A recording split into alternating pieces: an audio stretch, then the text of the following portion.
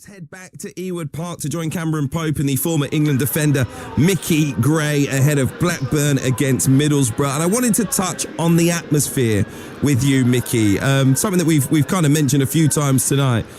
As we know and as we've spoken about, the fans not very happy with the hierarchy. Some fans groups saying that they want that hierarchy to stay away from games. The hierarchy have told us they're going to be inside the stadium because they have to be inside the stadium. But it may mean that if things don't go really well for Blackburn tonight, we'll feel some nastiness, we'll feel some anger, maybe some toxicity from that group of fans. How does that affect players? Have you ever been in that situation, and can it affect you while the game is going on? Yeah, I think they turned around, didn't they, Hugh, and said they were obliged to see out their contracts, which was one of the reasons why they had to come to the ground.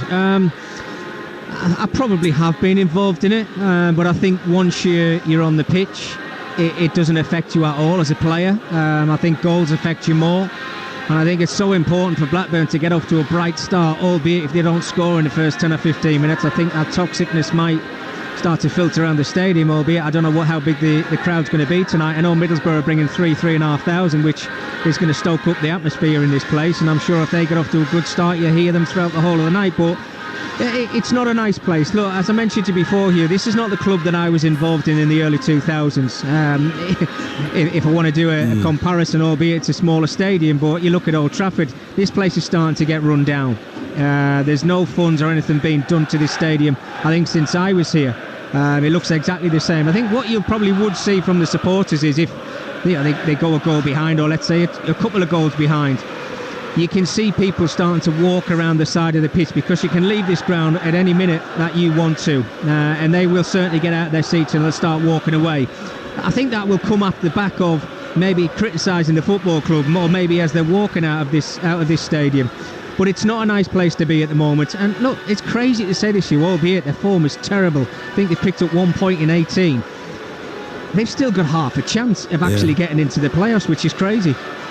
One thing that I think a few Blackburn fans picked up on after the defeat against Portsmouth as well, a lot of fans travelling a long way, Valérien Ismaël deciding to head down the tunnel after that defeat. He's only just arrived at the football club. He has to be on a charm offensive, particularly as things aren't going great. The relationship between the club and the fans not at a very solid footing.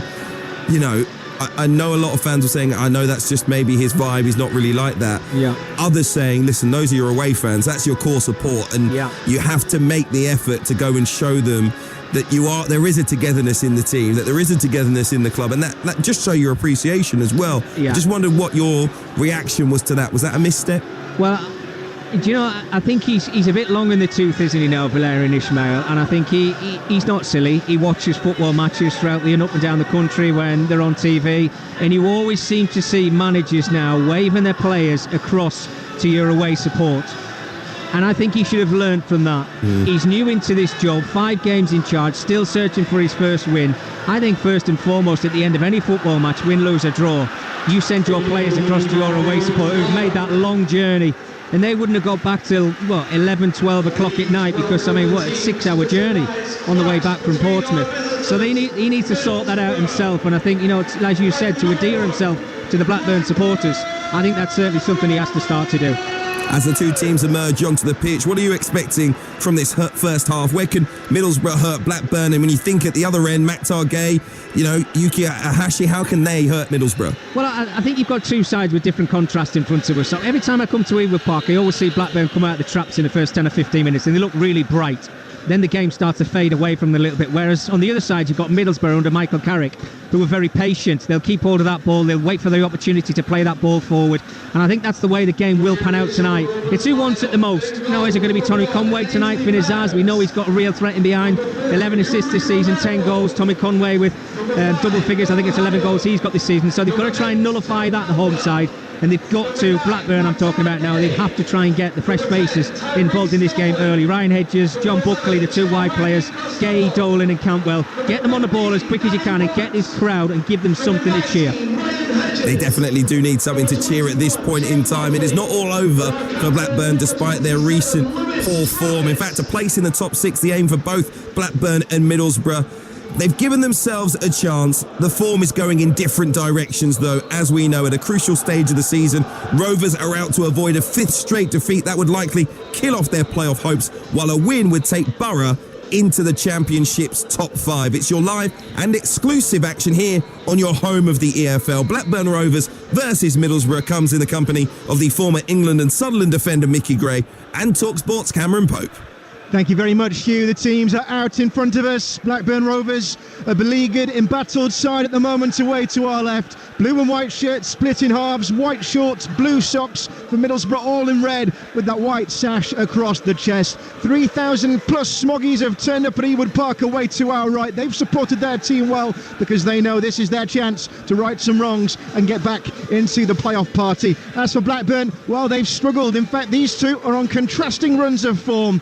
Rovers winless in 6. They've made 5 changes this evening. It's an unchanged side for Middlesbrough after their win last time out against Oxford. So all to play for at the top end of the Championship.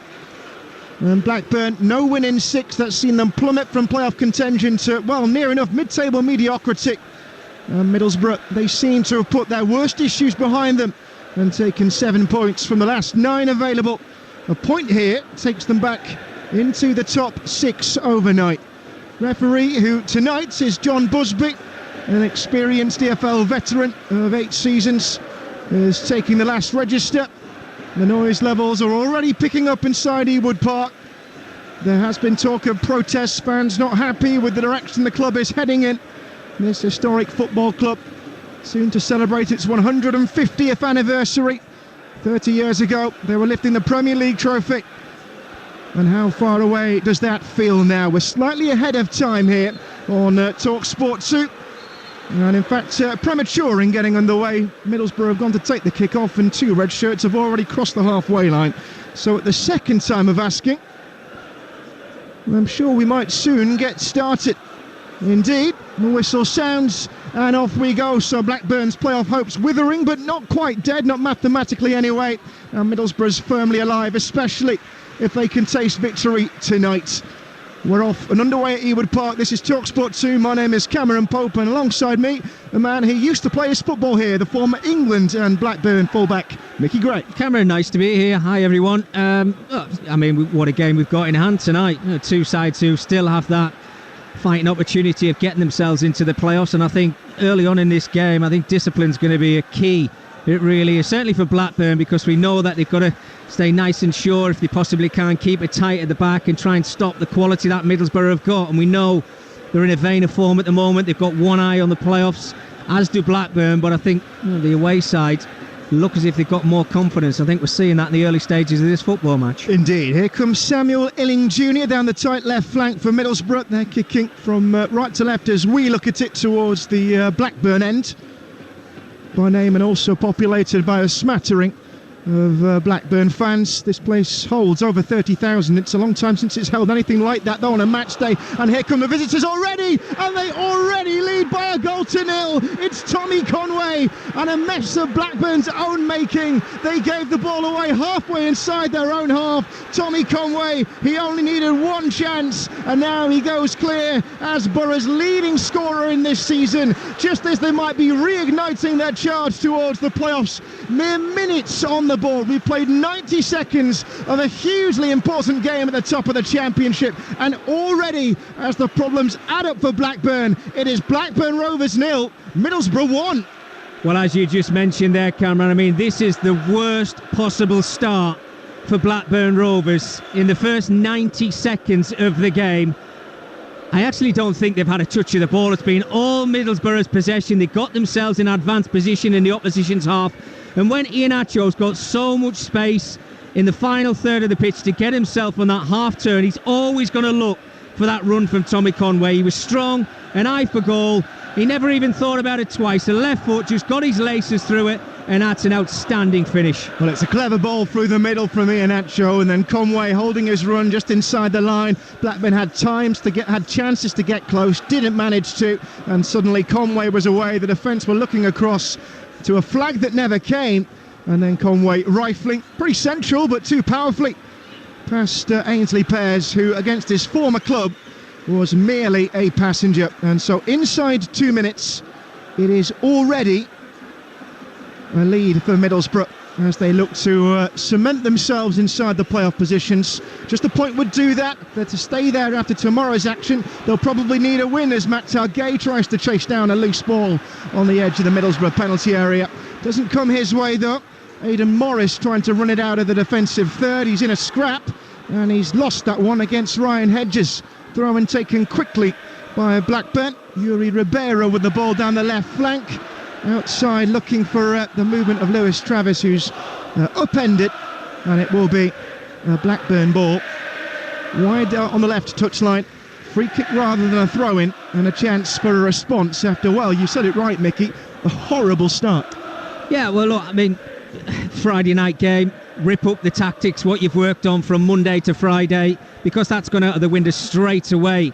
And I'm sure that Valérien Ismaël must have said to his players, the final thing he would have said to his players coming out of the dressing room before kick-off was, look, be disciplined, make sure you do your job. Well, they all just switched off in Middlesbrough, just set this place alight.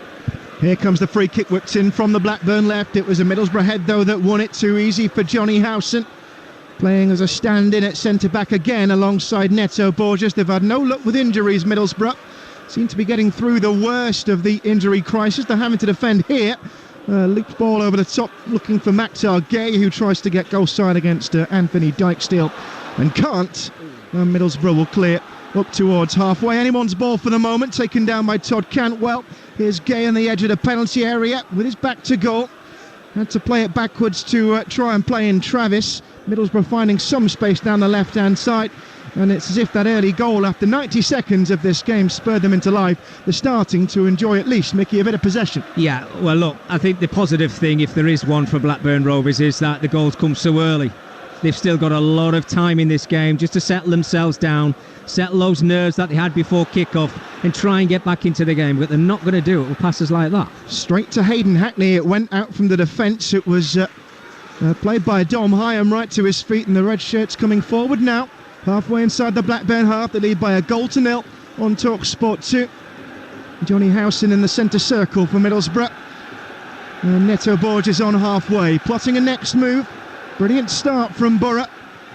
Here comes Finn Azaz, bit of a man of the moment now for the away side. He crosses into an empty penalty area, and even if it was populated by red shirts, it wouldn't have found them. It's whipped straight out for a dead ball, and a bit of respite for Blackburn Rovers. Now, for a side who spent much of this season inside the playoff spots, the drop-off since February, well, that's been a sore one for Rovers fans. They're down to 11th at the start of this game, started 5 points shy of the playoffs at kick-off. Mickey, it's a season that's really gone wrong, and it's a game that's, well, ultimately started going wrong too. Yeah, it has, and I think early stages of the season, or let's say the first half of the season, that their home record was very good, but they've won 2 of their last 5, and I think you've got any aspirations or an opportunity of getting into the playoffs, home form's key, and this is not the start that they wanted. Yes, just 3 wins at Ewood Park since mid-December. Here comes Matt Targay in the centre circle. Borough half of the field for Blackburn. Tries to sped one out to the right-hand side for Tyrese Dolan, who's tackled by Samuel Illing Jr. And the away fans had a good view of that. They like it from the Aston Villa loanee. Starting to mould into that spot well on the left side of Michael Carrick's defence. He's out in his technical area. Black puffer jacket, white trainers. Valérien Ismaël 10 yards to his left. He's gone for a navy blue gilet, hands in pockets.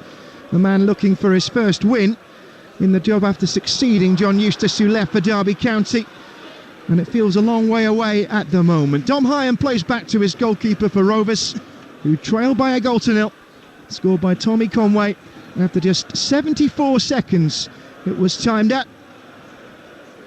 And there are plenty of empty seats inside this place this evening. There have been talk of protests against the owners, Venky's, and fans have done their best to try and lift the mood, but Gay has lost it in the centre circle again here. Middlesbrough coming forward with Ian Apshaw out to the right-hand side, and now Bergzog will drop the shoulder into the penalty area. He's got Hackney short. In the end, it's Ian Apshaw in the 18-yard box, and Illiam Jr. Oh, it's 2-0, and a massive deflection. So unfortunate for Blackburn Rovers. It's Samuel Illing Jr., his first goal in English football. And the 21-year-old has made this a nightmare for the home side at Ewood Park. He ghosted onto the ball comfortably in the 18-yard box. I think the initial shot might have been going wide, but it's taken a meaty deflection off a defender, spiraled away from a helpless Ainsley Pears, and just like that, Mickey Gray, it's Blackburn Rovers 0, Middlesbrough 2. Well, I've got to say, this is too easy. It's too easy for Middlesbrough. Any time they get into that final third of Blackburn Rovers, they look a real threat. Iheanacho has got acres of space. I know he's got his first goal for his new club, Middlesbrough, but every single time he picks the ball up, he's got so much time and space to get on a half turn and pick a pass. Illings Jr. is just running onto it on the edge of the 18-yard area, and it's just so simple for him. You can see he's done brilliantly, I have to say, because it's a control finish, albeit the deflection takes it into the back of the net. I'm not quite sure if it's Hyam or Danny Bath. I think it's Hyam where the ball goes into the back of the net. It might have been going wide, but I have to say, this has been a terrible start from Rovers. Yes, it is Danny Bath, I think it was, who stood in the way of it. He tries to head it away from goal, and I think the goalkeeper might have had it covered. It's a difficult one for a centre-half. He's played it, he's completely changed the flight of the ball, and just like that, Middlesbrough are ruling the roost at Ewood Park on Talksport 2. We are only 9 minutes into this game, and while most people that I've spoken to of a Blackburn persuasion around Ewood Park, they've said that even though mathematically okay at kick-off, 5 points off the playoffs, it's as good as it's over in their eyes. And if it's not a win tonight, well, I think we can definitively say it is. And nothing about this opening 10 minutes has been encouraging, because here come Middlesbrough again. This time Finn Azaz is barged off the ball in front of the referee, and he was happy with it, John Busby. Well, they need a little bit more of that. Great challenge from Ryan Hedges on Finn Azaz, working back and tracking back and helping out his defenders. But again, it's Middlesbrough on the front foot, getting turned and just having a look up, being able to pick their pass too easy. Michael Carrick's certainly got his tactics right in the game so far. Matt Targay has swung a ball out to the near side right for Blackburn. Now they'll attack with Joe Rankin-Costello. He's got blue and white shirts in the middle, and he put it right between them. And Matt Targay was waving his arms in frustration there. He wanted it nearest to him. And I'm no body language expert, Mickey Gray, but it doesn't look good what we're seeing from Rovers at the moment. No, they look nervy. They look as if they're waiting for something to happen, but the players are just playing in their positions and they're very static. The movement into the 18-yard box wasn't great. Decent enough ball into the box, but you want 2 and 3 Blackburn Rovers players running into that 18-yard box and trying to get on the end of it. Here's Tyree Stolen, edge of the attacking third for Blackburn. Rankin-Costello over his right-hand side, burning towards the penalty area, and he got away from Illing Jr. and then ran out of speed. He was slipping to try and keep it in, and it's a dead ball in front of the Middlesbrough supporters, who've had everything to cheer so far. And interestingly, Mickey, I wonder what you make of this. So, there's been a lot of talk, if you've not been following, about Blackburn Rovers. The fans are angry at the running of the club. They've sold, in the last 18 months, £30 million worth of players, and only £5 million has been spent on incomings in that time. Now, Rudiger Stett, who's Director of Football Operations, he's been having to come out in the press and talk publicly to the supporters about the end of the season. He doesn't look a happy man as he flashes up on the screens in front of us at Ewood Park. No. And where does he put the blame? Do you point the blame on the new manager that's walked through the door? Do you point the blame at the football club, which I'm sure he's not going to do because they're paying his wages? But if you brought £30 million in 3 quality players who've left this club over the last 2 seasons, you want to replace them with somebody of the equivalent. Yeah, if you can get a good deal over the line, then absolutely fantastic. But it's not happening anymore. I talked about the last decade of recruitment at this club, Cameron, and they brought some really good young players through. They really have. Adam Wharton, just the one to mention, who springs straight to mind. But they're few and far between. It doesn't happen every single time you give a player an opportunity, the chance in the first team. And that's where the club is. It's going down rather than up. Well, look at a stretch bench tonight as well. We've got a stoppage here, by the way, because there's a Blackburn player down. I think it's Danny Bart. He's gone down on the far side of the field. It was a head knock, so the referee astutely brought a halt to play. Looks to be okay, though. It is Bart, and he's back up on his feet and heading over to the far touchline. But you look at Blackburn's bench, and Corley Woodrow brought in from Luton in February on loan. They look to Dion Sanderson, Mario Cozier-Dewberry. He's a hot prospect from Brighton as well, but then having to fill it with youth prospects too. You've got Christy Montgomery. It would be his, the young midfielder from Scotland. It would be his senior debut if he was to come on. And the depth that teams pushing at the top of this division have Blackburn just don't seem to be able to match it. And so you're right, you can see where the discussions are coming from fans. Yeah, I think the problem is, Cameron, and I talk about recruitment, it's great giving younger players an opportunity, but you want them being given that chance when the side are playing well. Younger players on the bench, when you're 2-0 down like they are this evening, you bring them on for 10 or 15 minutes, they can shrink and you won't see them for another 2 or 3 months. That's the problem you've got. I mean, another one, Hashi, who's on the bench tonight as well. I mean, I think he's been pretty decent for Blackburn, but that rotation of the strikers doesn't help anybody.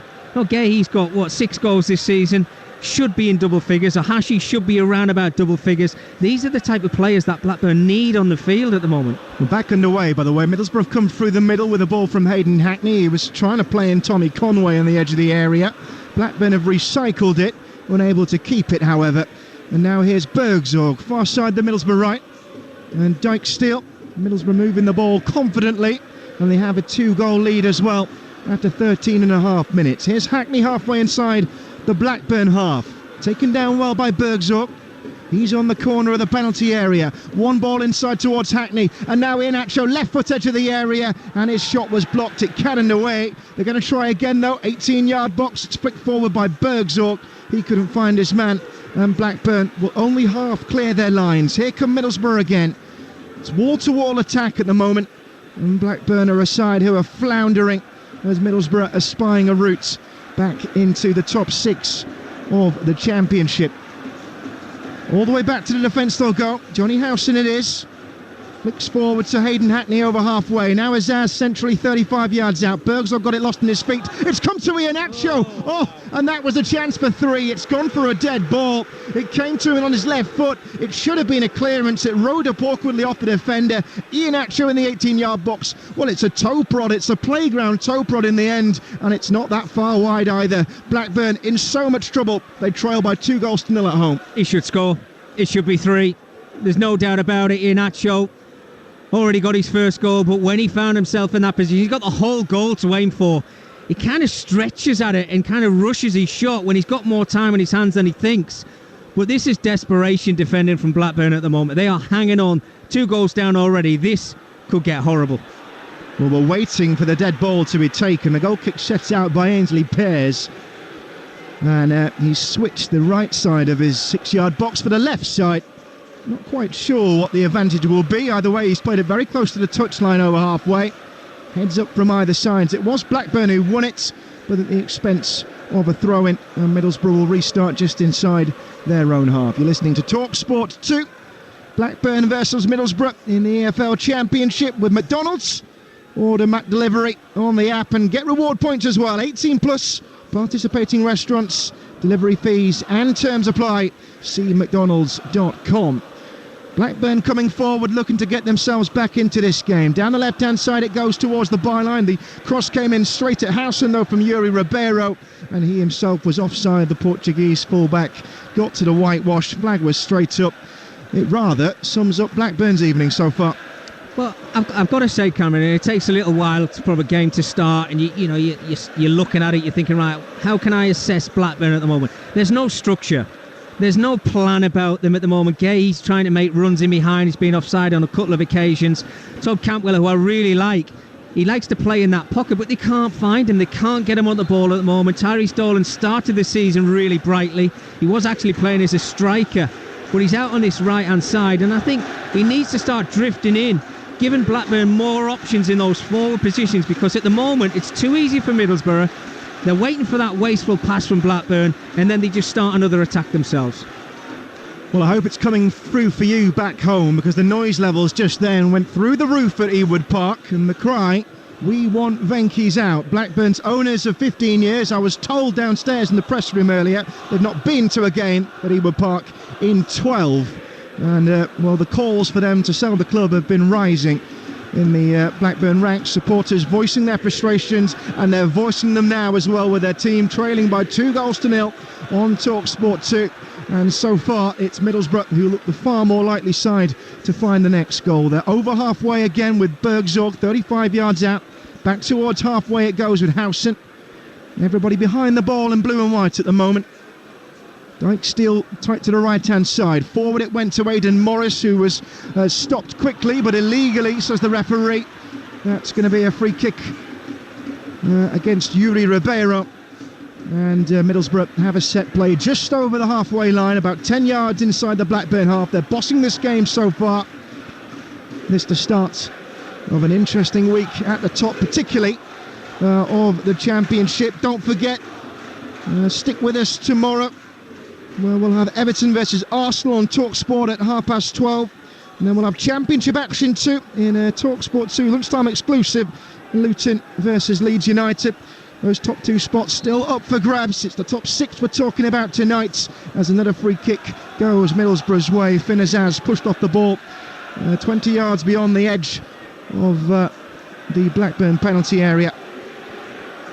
It was Lewis Travis, the aggressor, and still Rovers looking to find a foothold in the game. It's been a sheer rock face they've come up against tonight. And Middlesbrough are exploiting it. Hackney quickly through the lines, out to the left-hand side for Azaz, into the penalty area, lost it trying to move from his right foot to his left. Dolan's only cleared it as far as Morris on the edge of the box though. Here's Illing Jr, tight to the left touchline, trying to get past Dolan, and he has done. Rankin Costello got a foot in, takes it to the byline, and will clear towards halfway, where he finds Maktar Gay. Blackburn doing all they can to get out the defensive third with Cantwell here, who is eventually felled. Free kick conceded by Neto Borges, and a bit of light relief. Yeah, it is exactly that, Cameron, but he's just got nowhere to go, has he, took Cantwell? He's got 3 Middlesbrough players around him. This has taken nothing away from Middlesbrough, by the way. They've been outstanding so far in the game. You know, they're in their positions, the high press is working for them, which has been fantastic, and they're just waiting for that mistake from Blackburn, and they pounce on it. Then there's 3 or 4 runners off the ball, one to try and get into that Blackburn 18-yard area. Blackburn have it just inside their own half, trailing by 2-0 on Talksport 2, just coming up to the 20-minute mark. Here's Rankin Costello tight to the right touchline, up towards the 18-yard box. Free kick against Blackburn as Maktar Gay was looking to control. I think he was holding Anthony Dyke-Steele, that's what the referee is saying. And so we will start with a Middlesbrough free kick from the edge of their own penalty area, with the away side in absolute control as they look to improve their poor away form. It's not been good. They've only won 1 in 7 away from home. That came at Stoke in February. In fact, the draw at Luton last time out away meant just the 4th point from 21 available. Yet they're dreaming here, the 3,000 plus who've made the one half of the extremely long trip back to Teesside. It's a good 2 hours each way if you're lucky. The coach has left around 3:30 this afternoon, and it is Blackburn who are trying to make the noise at Ewood Park here, and the side have won the ball back just inside their own half. Cantwell's picked out Dolan further forward. Now Cantwell out to the right-hand side, attacking and turning. Now Dolan again, more central this time. Heavy touch though, he played it straight at Iheanacho. And it's just too simple for Middlesbrough at the moment. You said it yourself, Mickey Gray.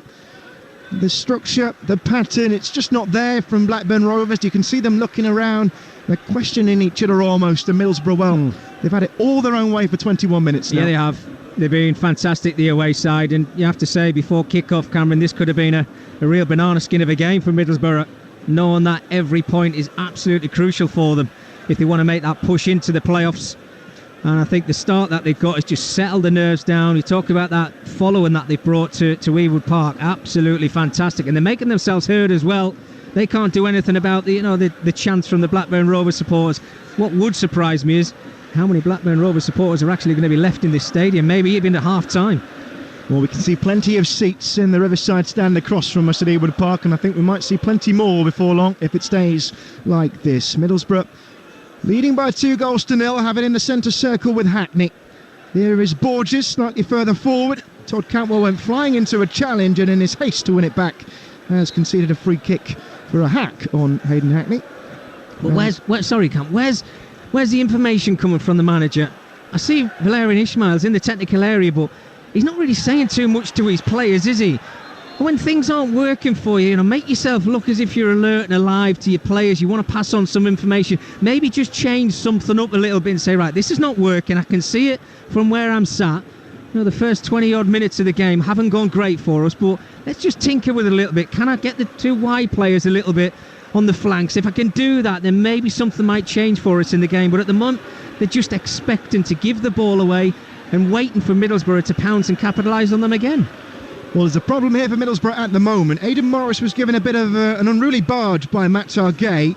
It's about 20 yards over the halfway line, heading towards the Blackburn goal. So Middlesbrough, when they do have their man right themselves, they'll have a decent free kick opportunity here. However, he's yet to get up off the turf.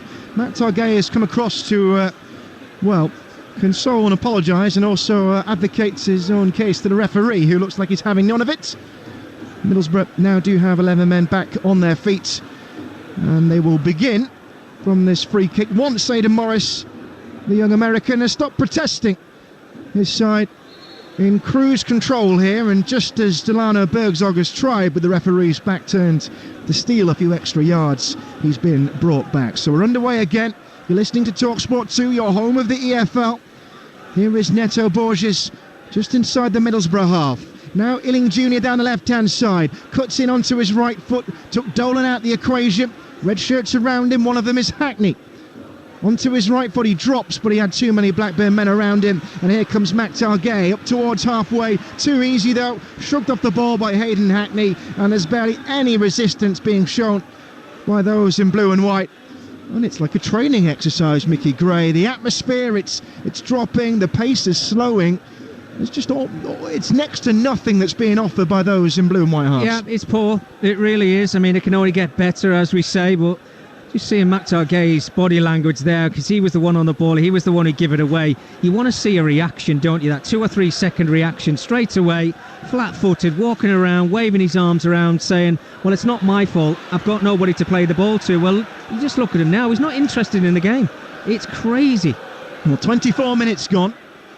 And in the stand housing Middlesbrough supporters, the Darwin end away to our right, there's a big blue sign that says 24 and a half minutes gone. It also says Rovers 0, Middlesbrough 2.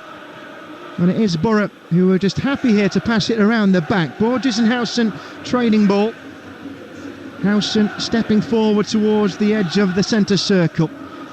Scant pressing from Blackburn, and it will be an easy ball back to Travers. There's no pressure on the ball here. Neto Borges has got the ball halfway inside his own half. There's no Blackburn man within 20 yards of him. Oh, it's just passing exercise, and I say that until Anthony Dijksteel gives it away. Yuri Ribeiro's won it back. This could be Rovers' chance here with Gay. Back to goal on the edge of the penalty area. Starting to move the ball well now, Blackburn. Here comes Dolan, edge of the area. In the channel to Cantwell, who slams it into the shins of Hackney. And Cantwell will keep it, but in a less favourable position. He goes down to the ground, wants a corner, gets a goal kick. Yeah, well, it was better, wasn't it? Winning the ball higher up, Blackburn, albeit, there wasn't a press. It was just a mistake from Middlesbrough, and Dijksteel at the back there, just taking his eye off the ball and give Blackburn the opportunity to break forward. And you can see 2 or 3 players then trying to get involved in the game. But I think what they've got to concentrate on more is, when they haven't got the ball, is get themselves into good positions and make it hard for Middlesbrough. Rovers have it 10 yards inside their own half. Those are the thoughts of Mickey Gray, the former Blackburn Rovers defender, on the side who were at the very top of the game.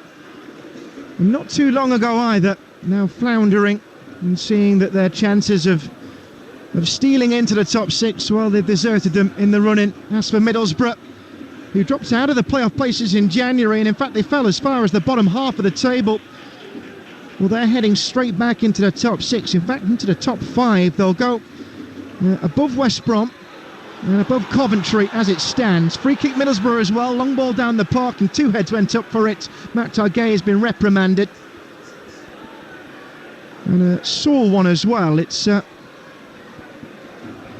think it's Aidan Morris who's gone down. It's just inside the centre circle.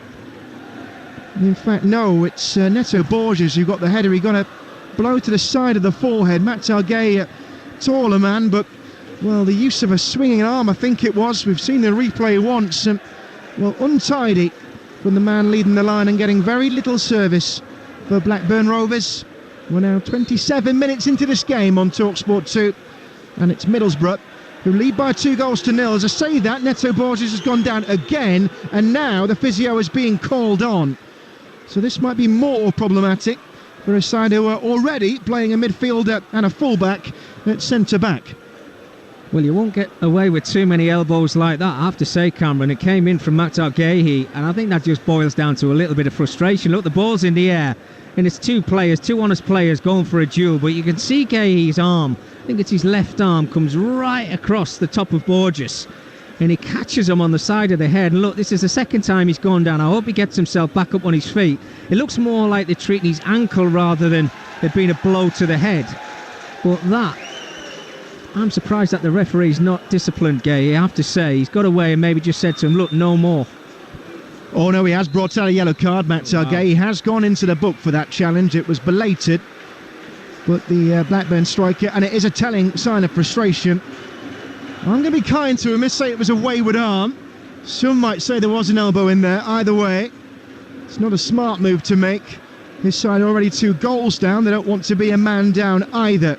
I'm pleased to say Neto Borges has got himself back to his feet, so he's come to the sideline. And after an impromptu drinks break, we're pretty much ready to get back going. It's going to be a Middlesbrough ball just inside their own half. Borges is going to have to wait to be allowed to re-enter play, having had treatment. All the while, there's a rowdy bunch of Blackburn fans in the Blackburn end away to our left. They've all gathered in front of the stewards, who've now lined up at the front of the stands to keep them away from the playing area. Looks to be mainly young fans, but I'd say a group of around 40 of them, all chanting, a couple of flags in there, England flags, making their voices be heard. Not sure if there is a central message linked to the ongoing issues at Blackburn or whether it's just disgruntlement at the state of play on the field. Neither particularly rosy at the moment for Rovers, who come forward over halfway here with Dolan, still playing against 10 men for the moment. Dolan away down the right-hand side. Morris is trying to catch him, maybe an arm in there. The free kick has gone against Blackburn Rovers though, and Tyree Stolen walks away with a show of dismissal, throwing his hands in the air. Morris now is the latest Middlesbrough man to be collapsed in a heap. He's gone down, and I just wonder if there might have been a little added ingredient as he raced there with Tyree Stolen down towards the corner flag. And the Borough man, well, still down. I think he's holding his ankle by the looks of it. And the trainer is getting ready to come on, although his goalkeeper has come across and hauled him to his feet. Well, it's been a physical game so far in this one. Only one Championship team have committed more fouls than Blackburn this season in Preston. Over 500 now. And, well, Middlesbrough find themselves at the other end of that list, and they find themselves streets ahead of their host this evening at Ewood Park. It's 2-0 to Borough, and he's back on his feet, Morris, as the goalkeeper Travers will start play again with a free kick near towards his corner flag. Neto Borges is still getting ready to come on, by the way. He's now relacing his boots, and so Middlesbrough, though you wouldn't know it, still playing on with 10 men. Ball down the park looking for Tommy Conway. Got into the penalty area but was up against the defender. And Dom Hyam did really well there to steer the ball away from danger. It's a Borough throw. The lead by 2-0. And Eddie Moran's got himself back onto the field there. He's still limping around a little bit, but it's just that one simple ball, isn't it, over the top. And you can see Tommy Conway's always trying to get on the front foot, and it's just last-ditch challenging, isn't it, from these Blackburn Rovers defenders. Dominic Hyam on this occasion just has to clear his lines, but now it's Middlesbrough again who are back on the front foot. Ealing Jr.'s throw, not the best one though, as he tried to bring in Conway. Blackburn will clear, and credit where credit is due, they have managed to stem the flow. Goals early on in this game, exceedingly early on for Tommy Conway's opener, 74 seconds in when he struck away, and then Samuel Ealing Jr. with a deflective effort in off Danny Bartz. That was only 6 minutes later. And so since then, it's been comfortable, but we've got a problem here again for Neto Borges. Johnny Howson's just put the ball out because he's seen his centre-back comrade flop to the floor, and we've only seen him come back on a minute ago. I think that's probably going to be the end of the night for Neto Borges. Now, they have got Rav Vandenberg back. He came back against Oxford last time out for the final few minutes. Been out for a month. I don't think Michael Carrick would have wanted to play him for a full hour tonight. He may now have to. Well, he's going to have to make that change, isn't he, Cam? I think the big surprise here is, I mean, we're talking about Neto Borges. He's just gone back down onto his haunches, hasn't he? He's not going to play any more part in this game. But I think when he came to the side, he probably should have known then that he had a problem. There's no point in going back onto the field. Your side are in a comfortable position, and as you can hear over the top of me speaking here, they're going to make that change now, aren't they? And I think it is Vandenberg who's going to come onto the field. It's like for like. It's a similar change. But you just hope that Borges is going to be okay for the run-in for Middlesbrough, because they need as many players as they possibly can fit. Well, he has been so important, Neto Borges. Now got among the goals as well. He scored his first goal in English football at the weekend, but he has been replaced, and so the defensive issues continue, even if on the field they're impressing. And it's Rav van den Berg, freshly back, who comes on to fill in his natural centre-half role. So it is finally an out-and-out centre-back on the pitch. He's been doing admirably well, Borges, along with Johnny Howson. And well, as a fullback yourself, Mickey, what's it like switching from that wide role to a central role? I think there's a lot of players do it now. They're more versatile than probably in my day, Cameron. I've got to say, we see it many times, even in the Premier League, don't we? So I think, it can adapt to it pretty well. We talked about Michael Carrick having to put a flat back four together now with the injuries that they've got, and as well as Blackburn Rovers in front of us as well. So, yeah, I think he'd be fine. He probably wanted to get on the pitch. If your side are 2 goals up, then absolutely you want a part of it. Well, no sign of that changing so far. A brief bit of head tennis in the centre circle. Oh, Blackburn have got a free kick, and the home fans who are in Ewood Park tonight are seeing the funny side. They've started the game quickly as well, with Ribeiro away down the left-hand side into the penalty area, and then Hayden Hackney got there ahead of the return ball. An easy clearance. Rovers will start again with Bart 45 yards out. There were shouts of handball against him, unheeded. Forward comes Rankin Costello. Now Dolan into the area, crosses towards the back post, only half cleared by Middlesbrough. Shot came in from deep from John Buckley, never got hold of it, and it's cleared away by Borough again. We're starting to see something like attacking threat from Blackburn, but not frequently, not consistently, and with 11 to go before the break, they trail on Talksport 2 by 2 early goals to 0 against Middlesbrough. Here comes Dolan with the cross right hand side, took a heavy deflection, the goalkeeper dallied in coming for it, and then got there with superior height ahead of Buckley, and he holds it safely to the ground. Mark Travers, clad all in grey this evening, he's had very little to do. Well, I've got to say, I think you look at Tyrese Dolan, he's been lively, hasn't he? Albeit his end product hasn't been fantastic, but at least he's shown positivity in taking his full back on. He's trying to get that half a yard to get the ball into the area. And I think maybe a couple of his teammates want to see that reaction from Dolan and say, well, hang on a minute, if he can do it, then I can give another 10 or 15% and maybe even get ourselves back into this game. Here's Illing Jr. for Middlesbrough. A bit of a late one left in and in by Tyrese Dolan. Did manage to clear, though, and Bergzorg thought he might have been away. He had 2 defenders on him, though, and couldn't navigate past Bart and Rankin Costello in tandem. So Borough resetting inside their own half. 2 goals to 0 up. Has been that way since the 7 minute. We now have 7 left before the break, and it needs to be the mother of all team talks from Valerian Ismail as his side come forward with Cantwell out to the left hand side for Yuri Ribeiro. There are Blackburn men in the centre of the box here, out and deep towards the corner of the area it goes, but a lofted ball over the top was poor from Lewis Travis. Nobody on the end of it when he played it deep towards the back post with a whole patch of grass, no Blackburn players around it, and poor delivery. And Middlesbrough can start in ultimate comfort at the back with a 2-goal lead intact. Here's Illing Jr. away down the left-hand side, up towards halfway. Back inside he goes towards Morris. A couple of stripes inside the Middlesbrough half of the field. Johnny Howson, he slipped on it, Johnny Howson, a routine ball he had across the back from Van den Berg. Just got there in time to deny Cantwell. Blackburn trying to get back into this game, and as poor as they've been, a goal in what remains of this first half, it is a completely different game. Yeah, but it's easy when you're 2 goals down, Cameron, to start playing in the game. It took Blackburn Rovers 25 minutes, and I talk about Tyrese Dolan, and full credit to him. I feel for him a little bit because he's actually trying to work really hard, but his teammate alongside him up front in Maktar Gay.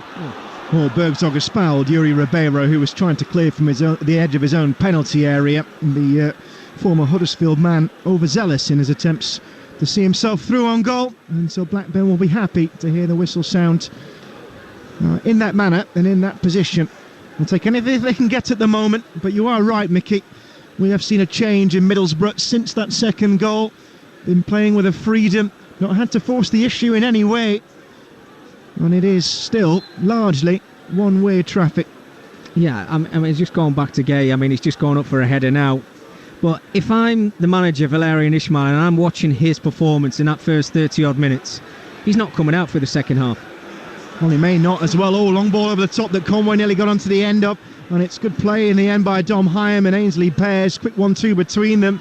Only about 4 metres between them when they played the ball. And the striker was looking to get her foot in too. Didn't manage it. And still, Middlesbrough dominating, controlling. And Blackburn Rovers flailing. Here is Bergzorg over halfway. The long ball comes. Dips back into his own territory to find Dijksteel. Here's Howson now, standing on it. The veteran at the heart of defence tonight for Middlesbrough. Mickey Gray took great delight in telling members of the press assembled downstairs that he used to share a pitch with him at Leeds United. 50 years old, our co-commentator. Not that you'd know to look at him, but he's a testament to his longevity, isn't it? Yeah, learn him everything he knows, Johnny. He's been great. He's had a very good career, I have to say. Done really well for himself. Not a natural centre-half, but you ask him to play any position, he'll do it for you. Here comes Lewis Travis. So Howson might have something to do in a moment. Kelechi Iheanacho came in for a challenge, and it's good refereeing by John Busby. Waited to see if the outball led to an advantage. It didn't, and Blackburn have a free kick. As the crow flies about 40 yards out, far out on the left, they chase this game. They trail by 2-0. And there's another one for me. I really like Lewis Travis. I know he had a bit of confrontation, let's say, with John Dahl Thomason at the season before, and he left. He had to go to Ipswich for one reason or another, but I'm so pleased that he's came back to Blackburn. But he's a player that a lot of, I suppose, bottom half Premier League sides were having a little look at. The top of the Championship, I know Sunderland had a little look at Lewis Travis. He's got that quality to play for a good side, Cameron, as we saw when he went to Ipswich Town. He's good, physical, he rarely gives the ball away. But I want to see more from Lewis, and I know it's very difficult if your teammates are not on the same page as you, and this is going to be a tough night for him. He's just got to work his socks off and think about his own job. Poor free kick it was from Blackburn Rovers. It was played straight into Hayden Hackney at waist level inside the 18-yard box. Borough are trying to clear with Bergzorg. Goes down to ground looking for the free kick. Blackburn are playing on with Dolan up towards the corner flag, and he's one of throwing in a good position here for Blackburn. Can they steal something? And it would feel like theft. With 5 minutes to go of normal time here at Ewood Park. Into the penalty area goes the cross. Gay attacked it, but too late. It was away by Vandenberg. Back into the penalty area. That one was snaffled by Illing Jr. And one of Borough's 2 goal scorers clears away under little pressure up towards the halfway line. In goes Rankin Costello into a battle with Illing Jr. The latter won it. The former has stayed back on the turf. Illing Jr. through the legs now of Dom Hyam, who came out to greet him. Down the line towards Azaz, who crosses into the area. Bart scrambling clear, only as far as Hayden Hackney, who bent one towards the top corner. Off target and out for a goal kick. But the boos are cascading down now from 3 sides of Ewood Park. Many have seen enough for the first half. I wonder if they'll bother coming back for the second, because what they've seen from their side in the opening 40 minutes of this game has not been good enough, and they trail by 2-0. Well, right at the beginning of that move from Middlesbrough, there was a challenge on Rankin Costello, who's just got himself back to his feet now, and it was Illing Jr. Yes, his studs were high, but I think it looked like he'd won the ball.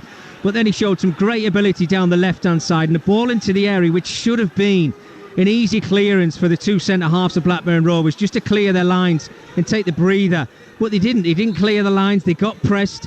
And eventually Middlesbrough gets something at the end of it. Hayden Hackney's just stood there at the edge of the 18-yard area. A bit more quality, and asked questions of Ainsley Pears in that Blackburn goal, then we could be talking 3-4 goals for Middlesbrough in this first half. Hackney going in for the ball in the centre circle. Lost out to John Buckley. Blackburn's ball over the top now is going to be chased. Ryan Hedges is trying to get there. Easily nestled back towards the goalkeeper by Johnny Howson. And the clearance from Travis Wells. Straight back to Blackburn with Buckley. Cantwell through into the edge of the area, but the whistle had gone. And Lewis Travis was said to have manoeuvred his way past Hayden Hackney with an arm. And it is more disappointment to add to misery for Blackburn Rovers. Still 2-0. You're listening to Talksport 2. We've got lots coming up over the weekend. Everton versus Arsenal, lunchtime on Talksport tomorrow. If the Championship is your pick again, it will be Luton versus Leeds in a Talksport 2 lunchtime exclusive. Then you've got Game Day live on Talksport from 2:30 with Adrian Durham. Mickey, you're at Birmingham. Big game there for Blues as they close in on what has to be now the League One title, and a return to this level at the first time of asking, will they be playing these 2 teams next term, or will it just be one? Middlesbrough with eyes on the playoffs, They have a throw-in to come here, halfway inside the Blackburn Rovers half. And well, they've looked like getting a third at many junctures in this first period. 2 might already be enough from what we've seen from the home side. Indeed, there are very few left on the terraces to see it as we enter the final 2.5 minutes of the first half. Cantwell forward over halfway, bundled over. The referee's gone back for an advantage played from the preceding ball. Middlesbrough aren't happy. Blackburn also aren't happy. They thought a burgeoning move was curtailed before its time and wanted to see a yellow card. None has been given by the referee, and so boos aimed not just at the Blackburn players but also at the man in black. Michael Carrick is out of his technical area, offering instructions to his Middlesbrough side. Wants nothing to slip now in the remaining 2 minutes before we see the board. Free kicks floated forwards over halfway up towards the edge of the area. Knocked down by Bart towards Dolan. And stealing in to win the ball back was Conway. Did enough to stop the move, but not enough to stop it being a Blackburn Rovers throw. Back towards halfway with Rovers in possession with Buckley. White boots, plays out to the orange boots of Yuri Ribeiro. Outside on the left. Already Middlesbrough shutting off passing lanes, forcing Blackburn inside their own half.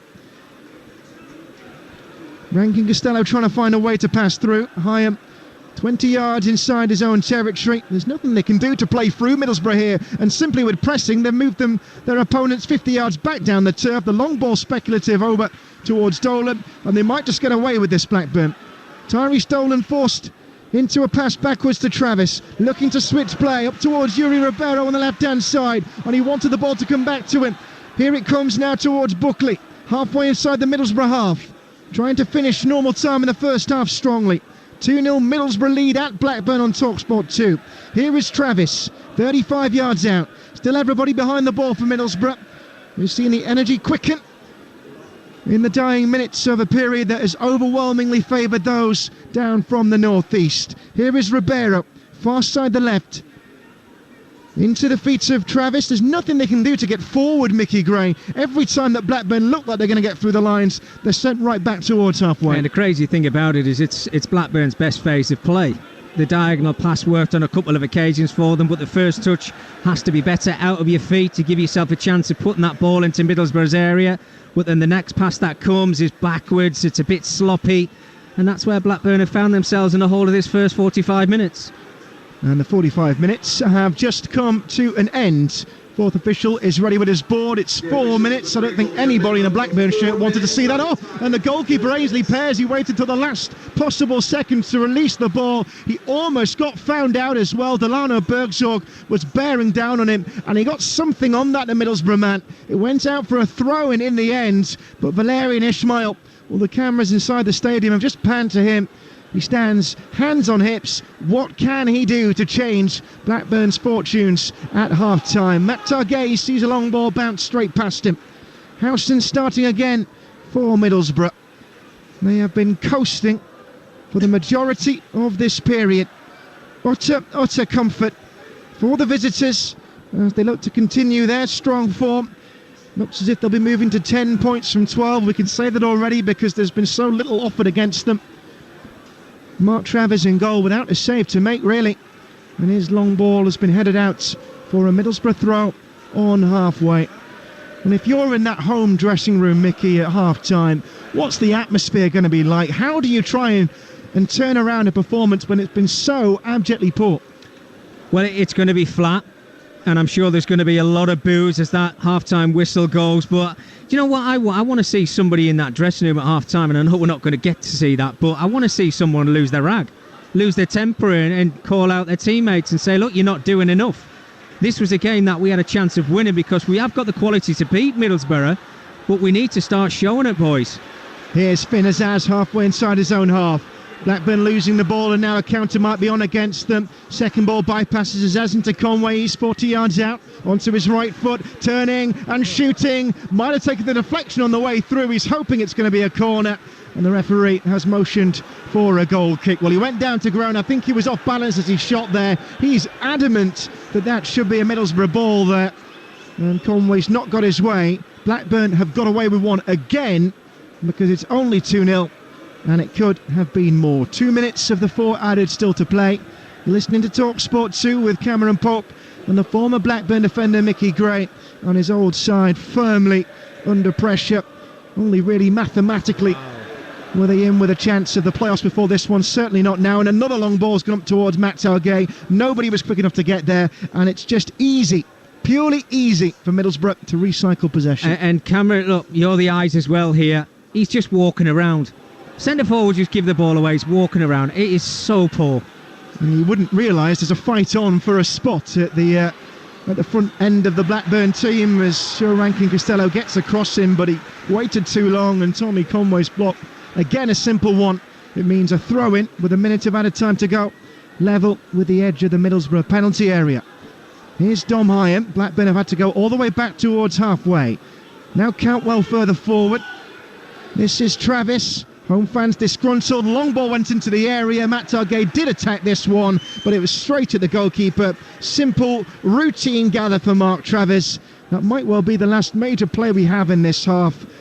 And Blackburn have offered little to suggest that the second half will bring them anything better. Anything can happen after half-time, but as the exodus from the 3 home stands at Ewood Park suggests, there is little in the way of optimism in this part of Lancashire. Headed forward by Vandenberg over halfway, still with 15 seconds left of the 4 allotted minutes.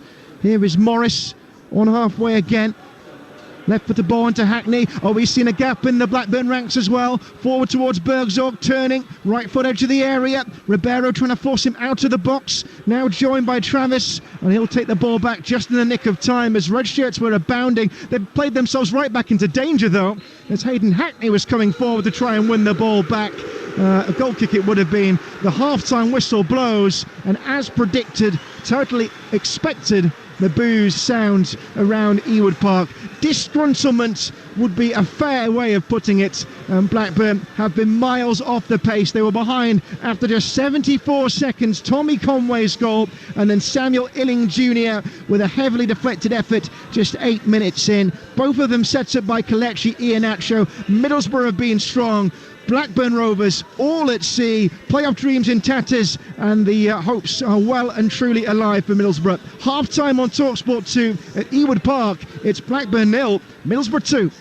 Blackburn Rovers are in turmoil. Boos at half-time. They're heading to a 5th straight defeat, divided off the pitch and torn apart on it. A season that promised so much up in the playoff spots when John Eustace decided to leave, and they are dropping like a stone under Valerian Ismail. Middlesbrough, very good value for their lead at the break, and as it stands, they're heading into the Championship's top 6.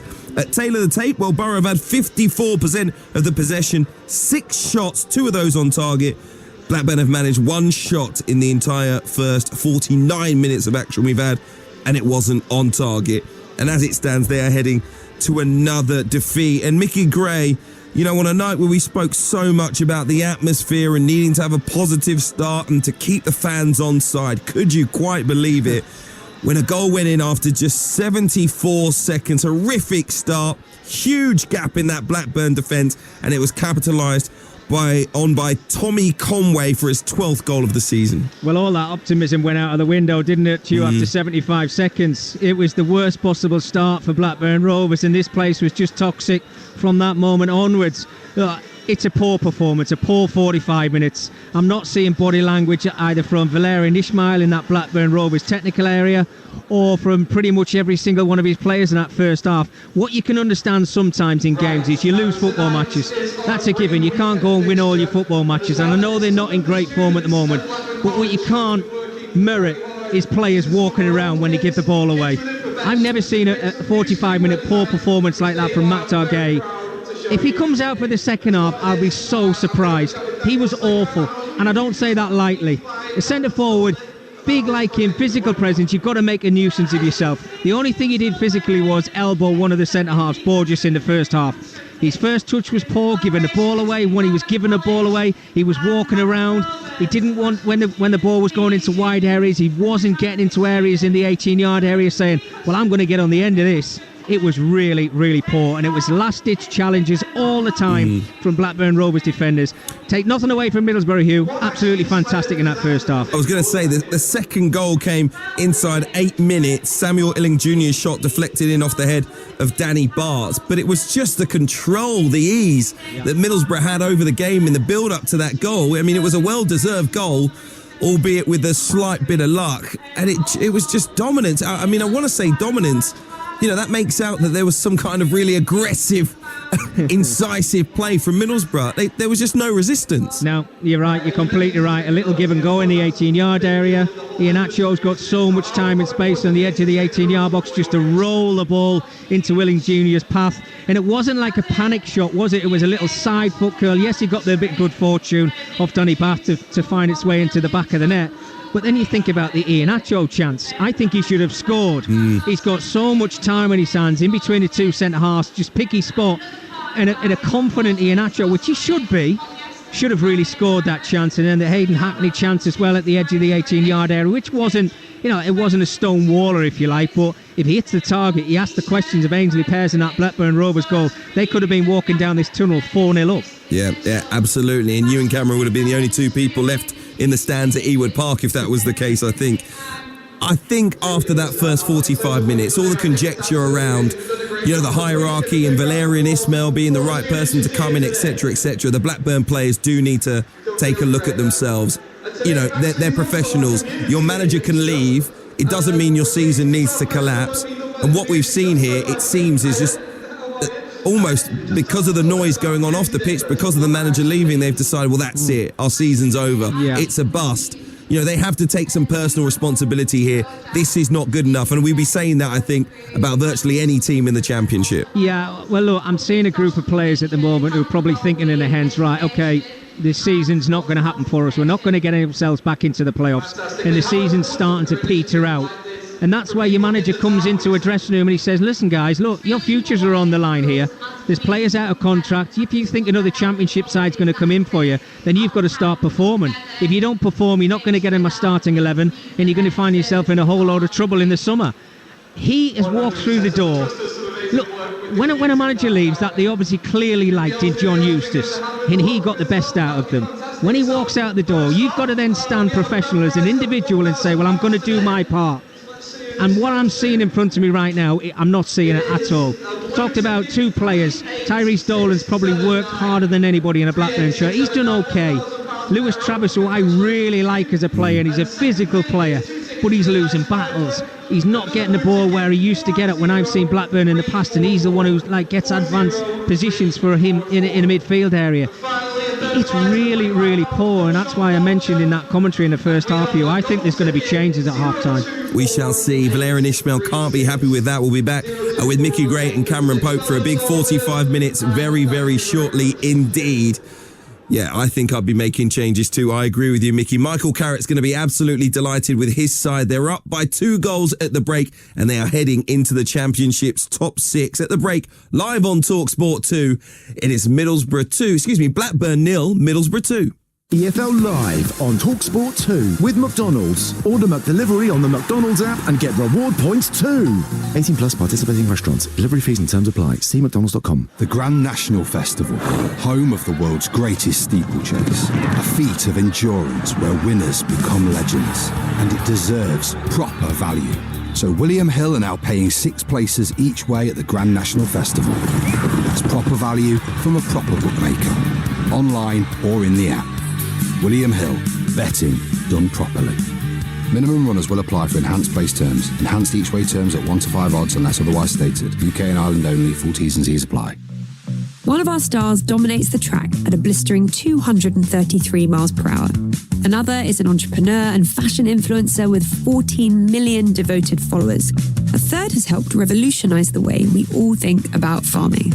The Sunday Times Young Power List celebrates Britain's rising stars under 30 from the worlds of entertainment, sport, business, politics, tech and beyond. Find out who's on the list and read exclusive interviews with every winner at thetimes.com now. Choice on point. Quality on point. Price on Motor Point. Over 1,000 new cars every week. Fiat 500s, Qashqais, Ford Pumas, BMW 1 Series and more. Fully inspected cars with warranty. Find thousands of cars at motorpoints.co.uk. There's no car like a Motorpoints car. Test drive one at Motorpoint stores nationwide.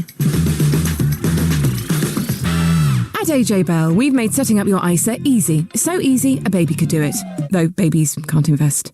They certainly wouldn't have any use for our low-cost investment platform, or the coordination to use it, even though it's really, really easy. They also don't listen to radio ads. Unlike you clever sausage. Now, set yourself up with an ISA as a reward. You can even set one up for your baby. Open one in under 15 minutes and start investing today. AJ Bell. Feel good investing. The value of your investments can go down as well as up. When it comes to the beautiful game, Barclays is here for it all. From packed stadiums, top of your lungs singing, and last-minute winners. To muddy grassroots pitches, half-time oranges and mum and dad stood on the sidelines. For 25 years, Barclays has invested millions into community sports because there is no football without grassroots football. Search Barclays Football to find out more. What has 2 toppings and serves 2 hungry people? Shall I just tell you? It's Domino's Collection Perfection. That's just $7.99 for any 2-topping medium pizza when you collect. Bargain. So go on, strut down to your local Domino's store now. Domino! T's and C's apply. See domino's.co.uk. Join the Football Collective. The cool, clinical finish. EFL Live on Talksport 2. And here come the visitors already, and they already lead by a goal to nil. It's Tommy Conway and a mess of Blackburn's own making. Well, as you just mentioned there, Cameron, I mean, this is the worst possible start for Blackburn Rovers in the first 90 seconds of the game. He's got Hackney short. In the end, it's Iheanacho in the 18-yard box, and William Jr. Oh, it's 2-0, and a massive deflection. So unfortunate for Blackburn Rovers. It's Samuel Illing Jr. It's too easy for Middlesbrough. Any time they get into that final third of Blackburn Rovers, they look a real threat. This is desperation defending from Blackburn at the moment. They are hanging on. 2 goals down already. This could get horrible. It could indeed. Blackburn behind after just 74 seconds. The boos have rung out around Ewood Park ever since. Second best all over the park, heading to a 5th straight championship defeat, while goals from Conway and a deflected Illing Jr. effort have put Middlesbrough well on their way to a 5th win in 7 and, of course, a place in the top 6. We'll have the second 45 minutes from Ewood Park with you very, very shortly to see if Blackburn can restore some pride, both personal and to their great club as well. In the meantime, we've got live EFL action that continues on Talksport 2 tomorrow afternoon.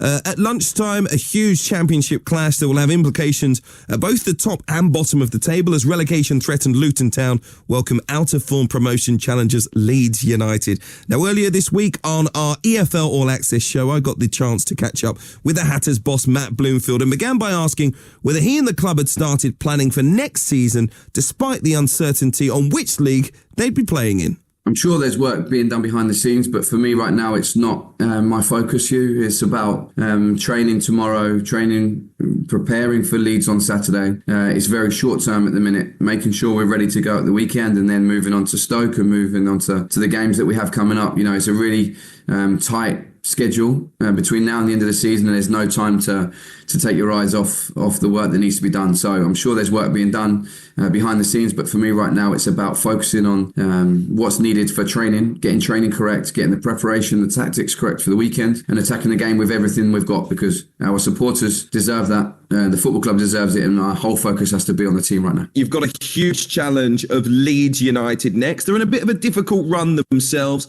What kind of challenge is that going to be for you and your players? Yeah, it's a fantastic challenge, isn't it? Obviously, a massive football club with a huge tradition and a huge following.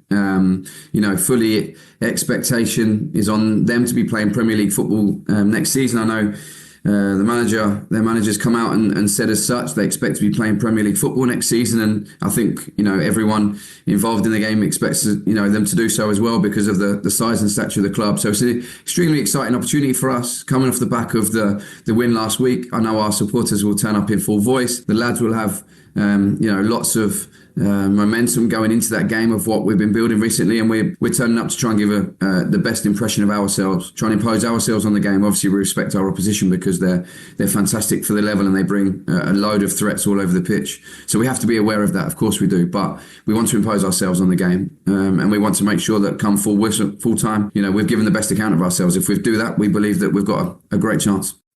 Big game tomorrow for both sides at Kenilworth Road. John Jackson will be your host. 12:30 kickoff between Luton Town and Leeds United. Joe Shannon and the former Scotland striker Chris Uwalumo on commentary for that one. Afterwards, we'll have Premier League action, by the way, as West Ham United host Bournemouth. That is a 3:00 kickoff at the London Stadium. Just to quickly bring you up to date with scores this evening. Women's international games in the UEFA Nations League. 88 minutes on the clock. Wales trail Denmark by 2-1. Scotland 4-0 down on 70 minutes against Germany. England 2-0 up at half-time against Belgium.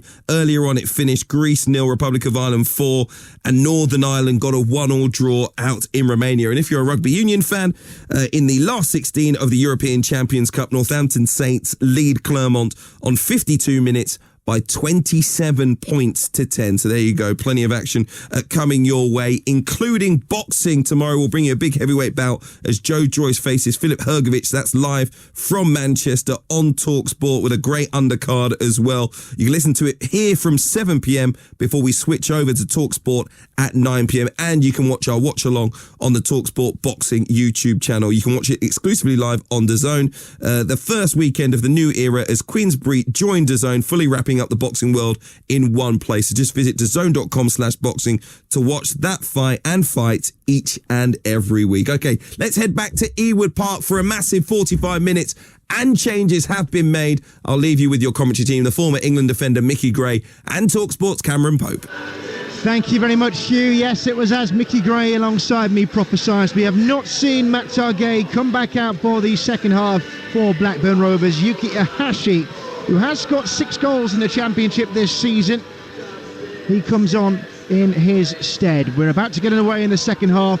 Blackburn Rovers 0, Middlesbrough 2, as Middlesbrough look to get themselves back into, the top 5 in the Championship, as Blackburn see their hopes that were already slim wilt.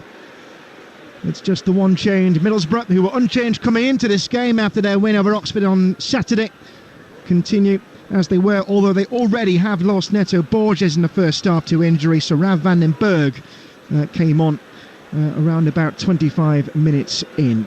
We're waiting for a ball boy to fetch the ball that rolled off the playing area from a long diagonal ball that went straight from a kick-off that was taken too early, says the referee. So for the second half in succession, we're having to start again. This time we are underway. So second half brought to you on Talksport 2.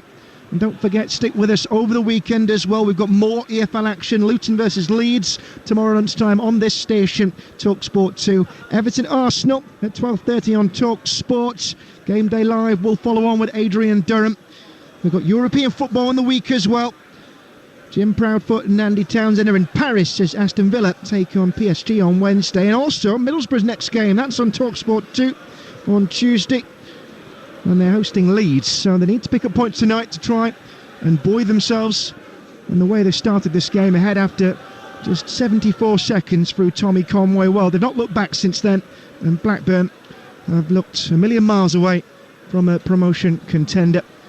Mickey Gray, who used to play for Blackburn, as well as you might remember him from Sunderland and his England days, is alongside me, although I'm going to break off here because Blackburn are coming forward and that's not happened very often. Long ball into the right hand flank, cross towards the back post. Middlesbrough heads that get it though, and an easy gather from Mark Travis. A bit of impetus out of the blocks from Blackburn Rovers. They made a change, Mickey. How do you see this second half? Well, it was a change we expected, wasn't it? I think, if you put in a 45-minute performance like that, like Gay did in that first half, then there had to be a change, and Hashi's already came onto the field, got himself involved in the game so far, looks a little bit lively. You just hope that something's been said in the dressing room at half-time that gets a reaction out of your players. And look, as you mentioned there, it's the early stages of the second half, but they look as if they're more on the front foot, Blackburn. And Yuki Ihashi, keen to impress, is pressing Mark Travis, who clears up towards halfway. I'll go through the 11s for you in a second. There's Blackburn reset in the centre circle, out to the right-hand side. for Dom Hyam, who plays a long ball looking for Rankin Costello. Misses him though, and an easy header away for Middlesbrough. So we'll start with the hosts, who trail by 2-0. It's pairs in goal. Back four of Rankin Costello, Hyam, Bart and Ribeiro. Midfield three of Travis and Buckley behind Cantwell. Wide men are Dolan and Hedges. Ahashi, the man who came on at the break. As for Borough, they're also 4-2-3-1. Travis in goal. Very little for him to do so far. Inning Jr., he's got one of the goals. Vandenberg, Howson and Dykesdale across the back four. Hackney and Morris in defensive midfield behind Ian Acho. Azaz and Bergzog the wide men. Tommy Conway leading the line. He got the other. As Rovers try and start something just over the halfway line inside Middlesbrough territory. Looping long ball from Danny Bart. Doesn't find Ahashi. Cantwell gets the second knockdown though, battling for it. Forward by Hedges now is Orange Boots getting into the attacking third. Dolan wanted a 1-2. Free kick had sounded. There was no advantage, said the referee, because Hedges is picking himself back up off the turf, and already only 3.5 minutes into the second half, we're seeing more attacking intent from Blackburn Rovers than we saw in all of the first period. So they've got a free kick straight to goal around about 35 yards, but it's way off to the left. Standing over it, Todd Cantwell. He might fancy this. He's joined by Yuri Ribeiro, so we've got a right footer and a left footer. Middlesbrough defenders camped on the edge of their own penalty area. Just a one-man wall as well. And it is Cantwell, bends it in, right-footed towards the back post. Howson heads it clear, shot back into the danger zone. Travis it was who got the volley away, but he hit it straight into the defenders. Long ball over the top is hopeful rather than accurate, and out for a Middlesbrough goal kick it goes. And so a few minutes into the second half, much more even than we saw, still with a 2-goal deficit. The claw back Blackburn Rovers. You're listening to Talksport 2. I was just quite surprised there, Cameron, before that free kick was actually given by John Busby, the referee tonight, because you remember in the first half there was a couple of challenges and he waved on to let the play carry on to keep the flow of the game. Kind of put his whistle to his mouth a little bit quick there, because it was a good attack from Blackburn, the little give and go round the corner. The movement's certainly better from the home side in this second half, and we hope that we've got a game in our hands. See, I wonder, Mickey, if some of the Blackburn players might have been in his ear in the first half. They looked discontented when they didn't get free kicks in certain areas and were allowed to play on, didn't use the ball. You can't win as a referee, and you can't win if you're Blackburn Rovers at the moment, because they're looking at a fifth straight defeat, and they've given a free kick away on the attack once again down the left-hand side through Hedges, and Howson is happy to play back to his goalkeeper. Travis still yet to, make a memorable save, not one that I can recall anyway. Blackburn, who've won 4 of their last 19 games before this one. Buckley on it into the centre circle, held it up nicely for Travis, who tried to get away, then lost it under his feet. Dolan can't win it back from Hackney, then fouls him. Surely, referee was looking straight at it and says no. Middlesbrough fans this time up in arms, most of them, 3,000 plus back in the Darwin end, away to our right, refreshed and buoyed by their side's 2-goal lead. It's stayed that way since the 7th minute of this game. As Ahashi chases a long ball straight down the park into a confrontation with the defender. It was Vandenberg who was trying to jockey it out, and does so successfully. It's a ball over the top, but to try and get in behind Middlesbrough. It's not the worst ball in the world, but I think Ahashi's probably waiting in between the two centre-halves and thinking, right, well, just give me the service here. I'll hold the ball up and I'll just wait for the willing runners. But there's no doubt there's more intent to Blackburn Rovers. Here comes Bergzog for Middlesbrough though. He's 30 yards out from goal. He was picked out by a long ball, tried to drop the shoulder and move inside Bart, and the experienced defender did well to see that one coming. Borough in the defensive region zone, they've given it away as well. It was played straight at Yuri Ribeiro. Just signed an extension to an initial short-term deal, the Portuguese fullback. That was announced yesterday. Blackburn still with plenty of players to tie down to deals for next season. Tyrese Dolan among them. Did bring Dom Hyam to sign new terms this week as well, but much uncertainty about the future and much uncertainty in this game as Bart wobbles forward over halfway. He was off balance as he tried a long ball down the left flank, and control from Hedges was in vain. That ball has crossed the whitewash, and Tyrese Dolan is not happy with one of his teammates here. He's thrown the ball back to Middlesbrough, and he had some choice words. I think they were aimed at John Buckley. It could have been Travis as well. And it's not a good sign, Mickey Gray, and we saw it a little bit in the first half. The body language chuntering to each other. Blackburn don't seem to have a plan, although they've won this throw-in quickly with Cantwell down the line, tried to turn into an area where he could hurt Middlesbrough. He's come up against the defender and thought he got a goal kick as he wrapped it against the shins of Hackney. Referee says no, and it is a dead ball. Yeah, just going back to Tyrese Dawn, I don't mind that. I have to say, if you're not playing well and your teammates, you think they can give more and they're giving sloppy balls away, I don't mind when players dig out other players, as long as it's done in a nice manner and the players know exactly the reaction that they need to. Then you prove to your teammate, you go, well, I'll tell you what, I'll show you. I won't make any more mistakes. And now it's up to Tyrese Dolan to come up with the goods. It's the sort of thing that fans like to see as well. Oh, Howson's giving away on the edge of his area. Cantwell, just wide. Well, it was a snapshot from a difficult angle. And Todd Cantwell, he was gifted the ball by Johnny Howson. Normally reliable in his standing role at centre-back. He had it just outside his own 18-yard box, lost it in possession. Cantwell forced wide on the angle, shot across goal. It took a bobble that took it nearer to the post, but ultimately is wide. And Blackburn's, well, opportunity has gone begging. Yeah, but I don't mind that from Cantwell. We know he's very clever in that 18-yard area. He's got two lovely feet. But I think he just kind of rushed and scuffed his shot a little bit. Maybe had a little bit more time in his hands than he thought. I think that was a big opportunity to test the goalkeeper, Travers, from Middlesbrough, who's had a very easy night so far. Well, it seems, doesn't it, that Blackburn aren't going to be able to create anything themselves. And Middlesbrough creating Blackburn chances of their own misfortune might be the way back into this game, although it is a better showing in this second half, which is 9 minutes old on Talksport 2. Blackburn 0, Middlesbrough 2. Both goals coming in the early minutes of this game. Another long ball down the park from Blackburn. There was nobody chasing this one in blue and white. An easy pick for Mark Travers. In fact, he's walked it back inside the confines of his penalty area. He's waiting for Todd Cantwell to come and find him. And he will bowl out to the left side of his defence where Vandenberg was waiting. Forward by Illing Jr. Not to a man in red though. Blackburn will pick it up. 40 yards from the corner flag, attacking down the right side, but Rankin Costello, who's shown the touchline. And it is a throw into Rovers as they look to make amends in this game. Winless in 6, just 1 point on that run. That was here against Norwich. It will feel a long time ago as well, their last victory. 15th of February against bottom club Plymouth. It's not promotion form. In fact, if anything, since the turn of the year, Mickey, it's been relegation form. Yeah, it's the opposite, isn't it? Here come the blue and white shirts. Out towards Hedges, drops in off the left touchline. Sees an overlap. It's Lewis Travis trying to get into the penalty area. He was shown the byline by Dykesteel, who then lands over the hoardings almost and into the rowdy pockets of Blackburn fans behind the goal. But he's done his job and he's shimmied it in the end out for a dead ball. There's a problem for Mark Travers though.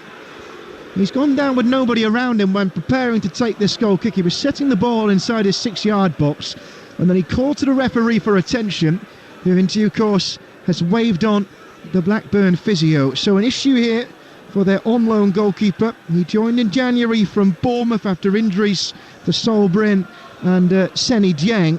And while he's been important, he's played every game for Middlesbrough since he came in. They've got Tom Glover on the bench, who has played this season. He's made 8 appearances, so it's not a complete unknown they would be forced to throw in.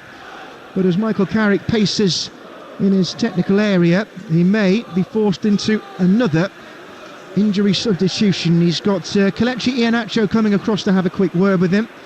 Valerian Ismail looks a pensive man, still strutting back and forth inside his technical area. Does seem that the fears are allayed though for Middlesbrough, because Mark Travers, having had medical attention, has picked himself back up and is set for the goal kick once again. Rovers trailing Borough by 2-0 on Talksport 2. Just having a look at Michael Carrick there, you can see he's geeing up his players. I don't think he's happy with what he's seen so far in his second half, and he wants a little bit more from them. He just had the little break in play there. It might have done him the world of good in his players, because they're not at it. They probably think they've already won this game. And they might be under threat here again. Ball straight through the middle towards Cantwell, who was offside. It was a good effort from Yuki Ahashi, who played it. Those two swapping positions. It was straight as a dart in between the centre-backs of Howson and Vandenberg, but he just overshot his run there, Cantwell. Much better for Blackburn. And those who are here will be encouraged Grand old stadium, this Ewood Park. And they were bringing in upwards of 27,000 in the Premier League, and when the likes of Mickey Gray were playing for them. But, well, I was told by a couple of Blackburn reporters earlier that I know that gate receipts are skewed, aren't they, by season ticket sales, but a lot of the recent attendances have looked more like 12,000 inside this place. It's a proud football club and not in a proud moment. So much promised this season, and they've fallen badly off the pace, and they're struggling to get back into a rhythm in this one after a terrible slump straight out of the blocks. Here's Conway, who scored that goal after 74 seconds, out towards the corner flag. A rare attack for Middlesbrough, which we didn't say at all in the first half. They've gone back to halfway, and still though, despite Blackburn's resurgence, the lead remains as it was.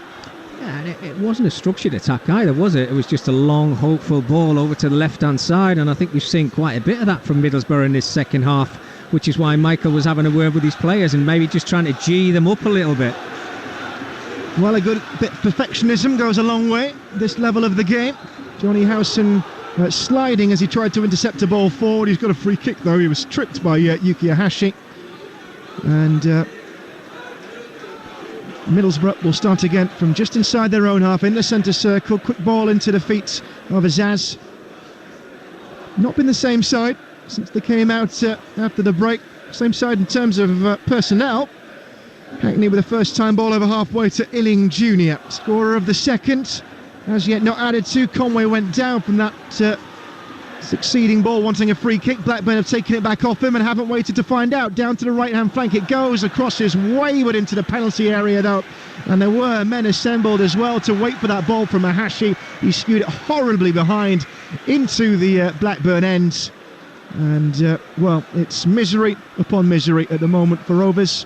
They trail by 2-0, and it's a goal kick to Middlesbrough. Well, Ahashi's not the player I want to see crossing the ball. He's came on at half-time and he's looked very lively, and Blackburn's build-up play was very good. Tyrese Dolan winning the ball back, showing some really good feet. Him and Rankin Costello playing well down that right-hand side. But if you're a striker, get in the box, you're 2 goals down. Rankin Costello's quality with his right foot, as is Dolan at times. Your striker needs to be inside those lines of the 18-yard box. Hedges with an ambitious ball cross-field towards Rankin Costello, who chased it well but in vain ultimately. Another goal kick for Mark Travis to take. Michael Carrick turns and has a word in the ear of his coaching staff. He's got the likes of Jonathan Woodgate, Grant Leadbitter with him, and that could well be the Premier League coaching team if they can shore up those results for the run-in. It gets difficult on Tuesday, facing Leeds United at home. That'll be on Talksport 2. Tune into that one. And here come Borough now, up towards Conway on the break, left edge of the penalty area, back onto his right foot, and he fires into the away fans high over the crossbar. He knows that was an opportunity. He slaps his hands together in frustration. It was always arcing. Not threatening enough, but still in full control at 2-0. Yeah, it was. It was a big chance because Iheanacho had won the ball up very high, played a lovely ball through to Conway. And after scoring an absolute belter in the first half with his left foot, I was just wondering whether he was going to just chop it onto his left foot. Could have stuck his shot on a little bit earlier. He saw the run of Bergzorg, which was a disguise, but that shot, he's leaning back. He never quite set himself. Ball to Bergzorg was picked off by Yuri Ribeiro, showed pace to get in ahead of Azaz as well. Over halfway towards Campwell, down towards Hedges, corner of the area, trying to cross for Blackburn. Defence shielded it away, and it is going to be a Rovers throw-in. 2-0 down against Middlesbrough at Ewood Park on Talksport 2. Here is Bart, just inside the Middlesbrough half. Blackburn moving over to the right-hand side with Hyam. Reliable man this season. His ball was a decent one into Dolan, who thought he was fouled as he went down to ground. The referee says no, and that will mean it is a Middlesbrough throw-in. It's disjointed from Blackburn. Not as disjointed though as that 1-2 from Samuel Illing Jr.'s throw. It went straight to Hackney. He missed his man with a return ball, and Blackburn do have the ball back with a throw. Kind of sums up their second half, doesn't it? And I think that's why Jonathan Woodgate's just been out of the bench, just to have a word with Michael to say, look, we might need to change this up a little bit. We need a little bit of life in our team. It would reflect very poorly on Middlesbrough, given the start they had and the start Blackburn had, if this didn't end up in 3 important points. Points that will take them to 5th overnight in the Championship ahead of the Saturday games. You can track them with Adrian Durham on Game Day Live from 2:30 tomorrow on Talksport. as Hedges comes forward. 1-2, edge of the box, tries to play into the 18-yard area for Dolan. Didn't see the man clearly in red right in front of him. Hackney away, fouled in the centre circle. That's going to be a free kick and a yellow card for John Buckley. Yeah, can't have any complaints with that one, John Buckley. I think he saw the danger from Middlesbrough and Hackney running in behind him. Tug on the arm, pulling the shirt back. Referee right there, John Busby. No doubt about it. Stonewall a yellow card. So a Borough free kick, just a few steps inside their own half. And it's Howson to take it, takes it backwards. Van den Berg. Press started by Campwell. It was a poor ball from Howson. He's dropped off a little bit in this second half, looking a little bit tired actually. Played that straight at Hedges.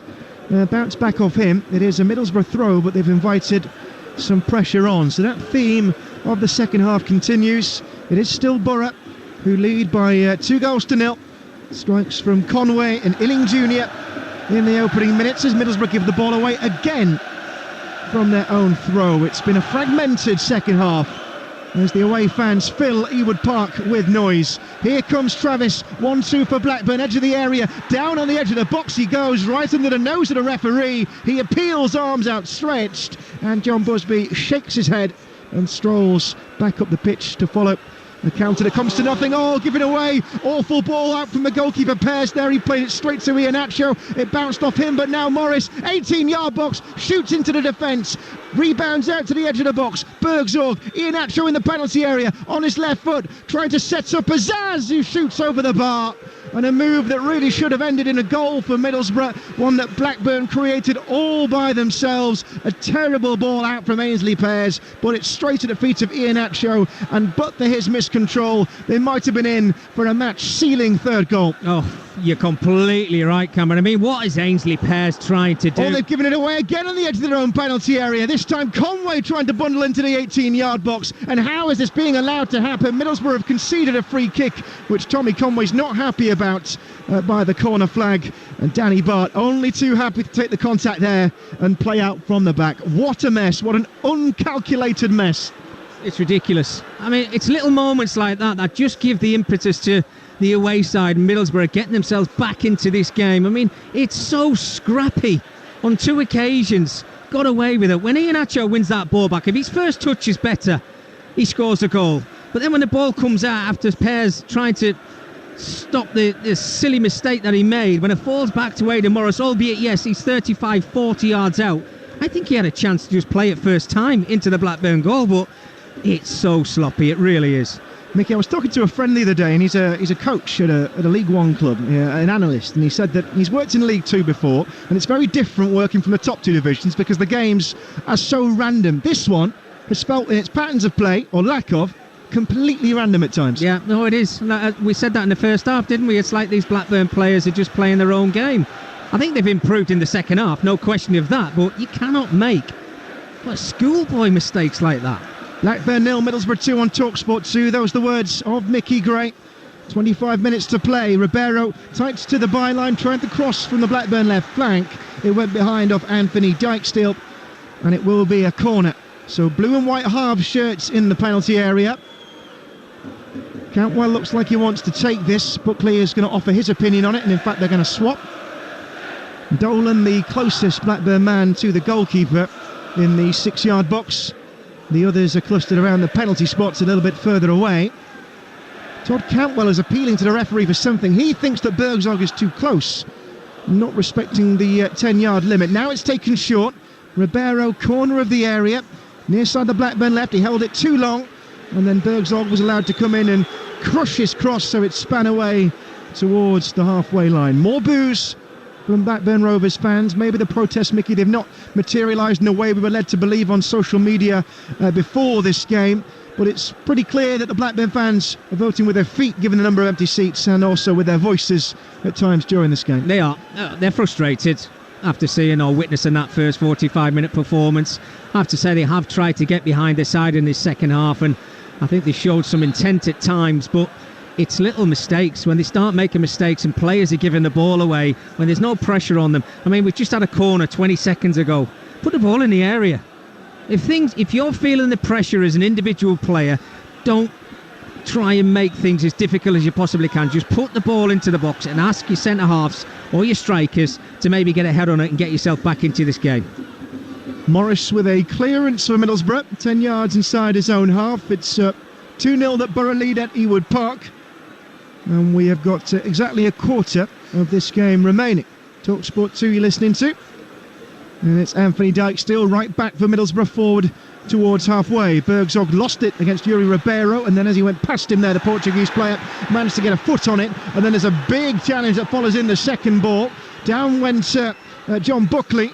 Or Yuki Hashi, I should say, for Blackburn. Blackburn not hanging around, though. Play the ball down the left flank. The Hedges crosses in towards Dolan. Header away is from Howson. Out towards the edge of the area. Back in by Ribeiro. It's a hanging cross. Goalkeeper had to watch the flight of the ball and still gets there comfortably and then stays down as he was met by Joe Rankin Costello. Just to eat up a few more seconds. There have been more testing moments, more challenging moments in this half than Middlesbrough would have liked. And they're forced into making big challenges like that one we saw from Johnny Howson. It's not been plain sailing like we saw them cruising through the first half with. And they are trying to counter here, though. An easy ball out through the middle, played by Finn Azaz, out towards Bergzog, and already he's into the penalty area. Conway at the back post, but he's missed him with his tee up. Oh, it looked a simple chance, and Delano Bergzog got it all wrong. There was one covering defender. He hooked it back across the penalty area. Maybe Tommy Conway could have held his run more, but it's behind his red shirt, and Blackburn cleared the ball away. Still 2-0, 21 to play. Well, I've got to say, that's really poor from Bergzog, because Finn Azaz plays a wonderful ball first time, reversed around the corner to set off Bergzog, and he's got Tommy Conway. We talked about the goal he's already got this evening. It was a 2v1 situation, just with his right foot. He's just got to play that across where the penalty spot is, and it's a simple tap in for Tommy Conway. Tries to do the audacious, take on the defender. Silly play.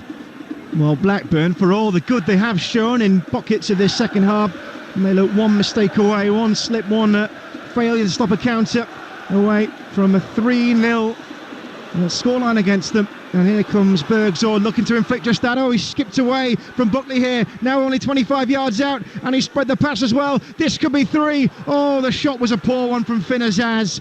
Well, he's into double figures this season, but he was off balance there as he hits it. And the Ireland international couldn't get his feet round it. Out for a goal kick. We're going to have a change for Middlesbrough. Coming on is going to be Morgan Whittaker. Delano Bergzog is going to be withdrawn. So you'd imagine Mickey Gray a like-for-like swap. And on comes Whittaker, who's yet to make a strong positive impression, really, since his move from Plymouth in January. No, he's still searching for a goal as well, isn't he? But you're right, I think it's just to freshen things up as well. I just wonder whether that substitutions came down to what we just witnessed 20 seconds ago from Bergzog, because that's simple football. He's just got to play the ball to Tommy Conway. Here comes Campwell forward towards the attacking third. Slips in Hedges, left side of the box, left foot across. Howson headed it clear, and Buckley was a little late in getting there. Long ball over the top for Conway to chase. This time the centre-backs for Blackburn have got there. And back to the goalkeeper it goes. They will start again, Rovers, with Bart, who didn't count on Iheanacho being right behind him. Had to go back to his goalkeeper again, and this time it's the long ball to clear things away. Morris chasing, and the bouncing pass in the centre circle doesn't get there. Hedges does, though. Streaking forward on the left foot, flicking towards Ahashi in the 18-yard box. Half clear by Borough. Back out to Campwell. Seeing Rankin Costello in space. First time cross. Oh, Ahashi went for the diving header, and he wasn't far away. And if they'd found that, it would have been a brilliant team goal by Blackburn Rovers. They've got a corner. It seemed to be deflected behind. In fact, the assistant referee has told the referee otherwise. He initially pointed for a corner kick, then the flag came. So double disappointment for Blackburn Rovers. What a cross by Rankin Costello. Only inches above the head of Yuki Ahashi, who's not the tallest of centre forwards. That's the closest that Rovers have come to a goal. Well, without even touching the ball, it's as close as Blackburn have come to getting themselves back into this game. It's great play, the build-up play from Blackburn. And you're right, that ball in from Rankin Costello is absolutely on the money. The volley, perfect position. Ahashi just needed to be, an inch taller? And he gets his head on that, and he gets a goal for Blackburn. Diving header this time from a defender, Vandenberg, to try and clear it away. Middlesbrough are being brought back into a contest here, whether they like it or not. And they've had chances in the first half. They proliferated in the first half. They've had a few in the second as well. tie up this game, there would be no coming back from 3-0 as a fierce pass is played back by Travis towards Pears, who has to side-foot it out almost for a throw-in before it stopped from going over the whitewash by Cantwell. A horrible pass for the goalkeeper to have to deal with. And here comes Whittaker, first touch of note for him, tight to the right touchline.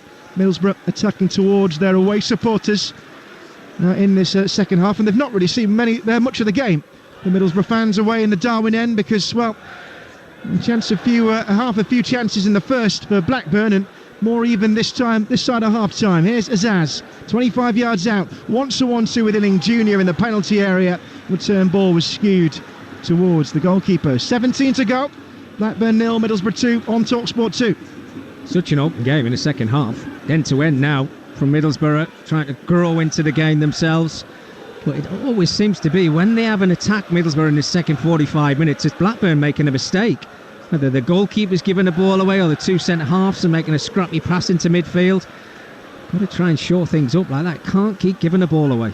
Well, if a goal comes, and you can no longer say it would be totally against the run of play, this game gets far more interesting, and the interest has started to peak in this second half as well. 16 and a half minutes to go. Flick over the top from Travis, doesn't find Ahashi or Dolan, and Borough will clear their lines up towards Iheanacho. And now 2-on-2 defenders on attackers. Here comes Iheanacho cutting it onto the left foot. Suddenly he's in space, edge of the area. Azaz up with him, went himself, got right underneath the sphere of the ball on his left boot. Azaz wanted it to the left, Conway wanted it to the right. He chose to go his own way, and Kelechi Iheanacho might wish he hadn't.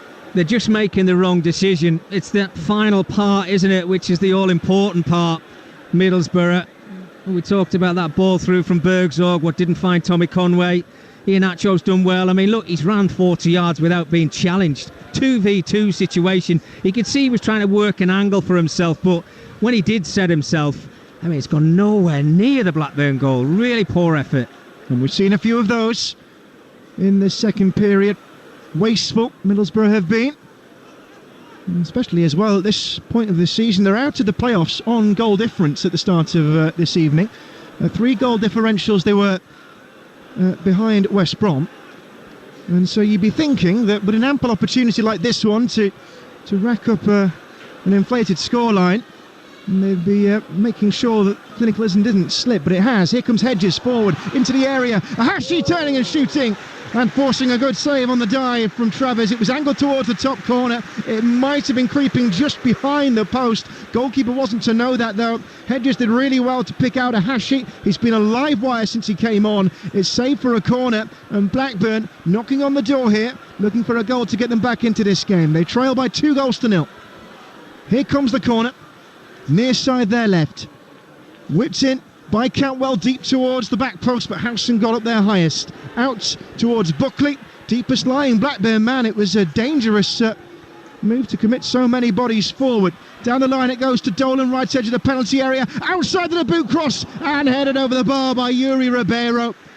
And Blackburn look a completely different team in this second half. They'll be asking the supporters inside Ewood Park, where was this in the opening quarter of an hour where all the damage was done? Yuri Ribeiro's header over the bar. It remains 2-0 to Middlesbrough. 2 big chances in the last couple of minutes. Ahashi and this time Ribeiro. Darius Dolan does really well. It's the outside of the right foot cross into the 6-yard area. And I think because it's a static jump from Ribeiro, he can't really get that leverage and pace on his header. Just tries to guide it into the corner.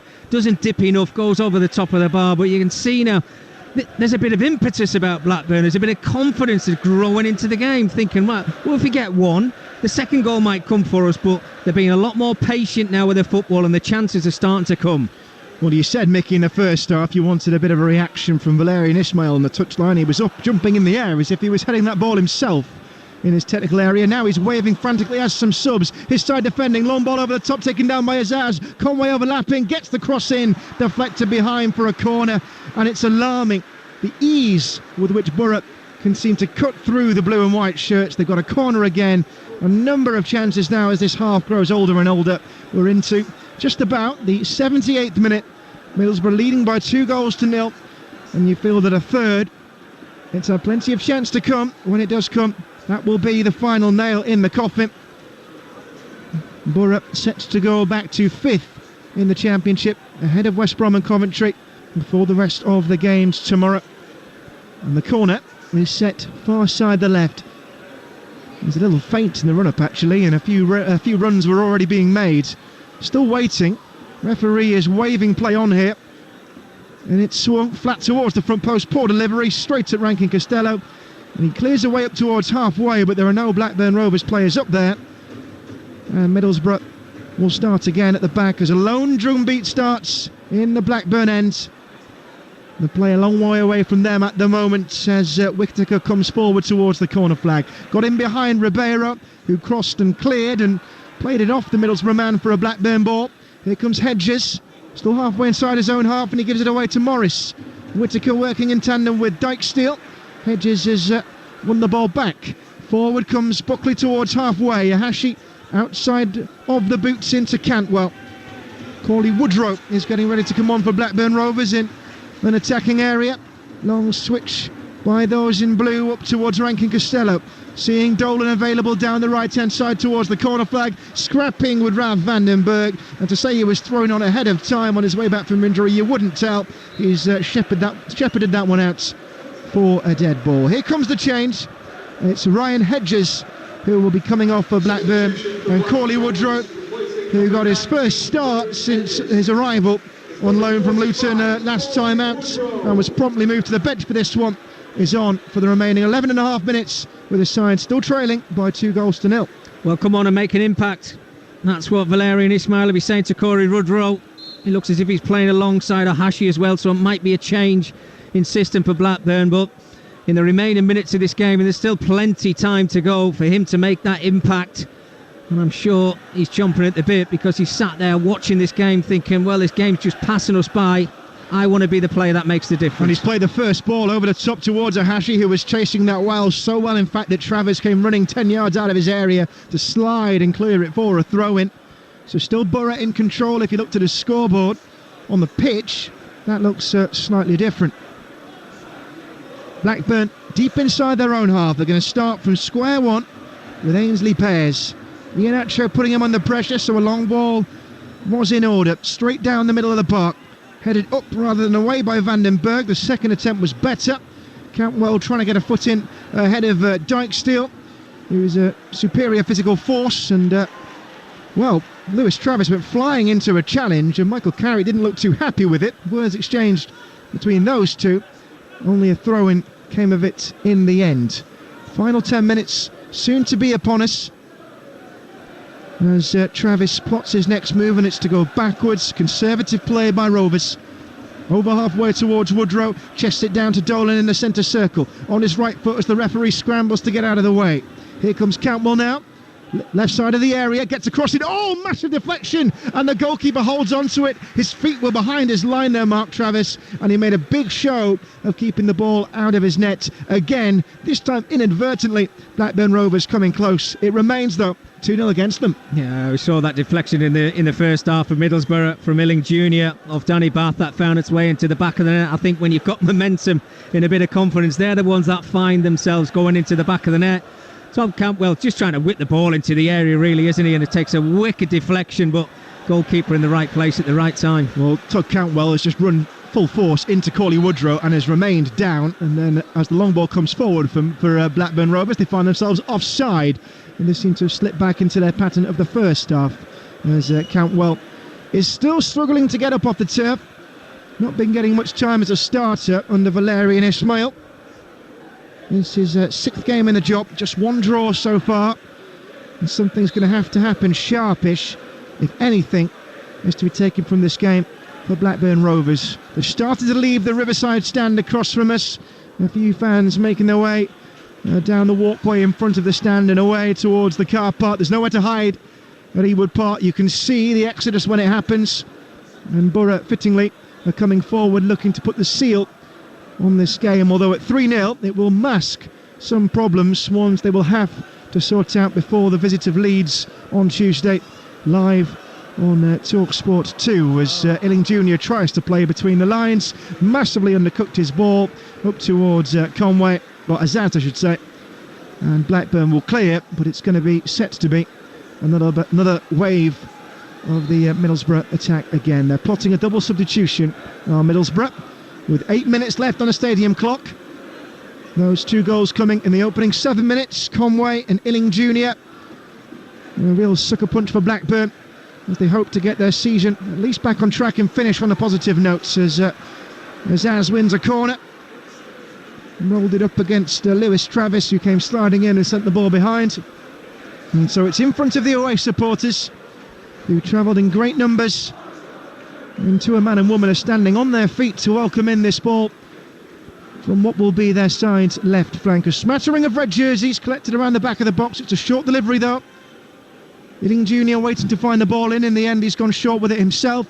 1-2 now with Hackney. Now crosses towards the back post. There was no one underneath it. Hit with too much power, and it's bounced out for a Blackburn Rovers throw-in adjacent to their own corner flag. Yeah, poor, wasn't it, from Illing Jr. I think he just had to be a little bit patient there. I'm sure Michael's going to try and get that message onto his players to say, look, we're 2-0 up. There's no rush for us now. Blackburn are running out of time to get themselves back into this game.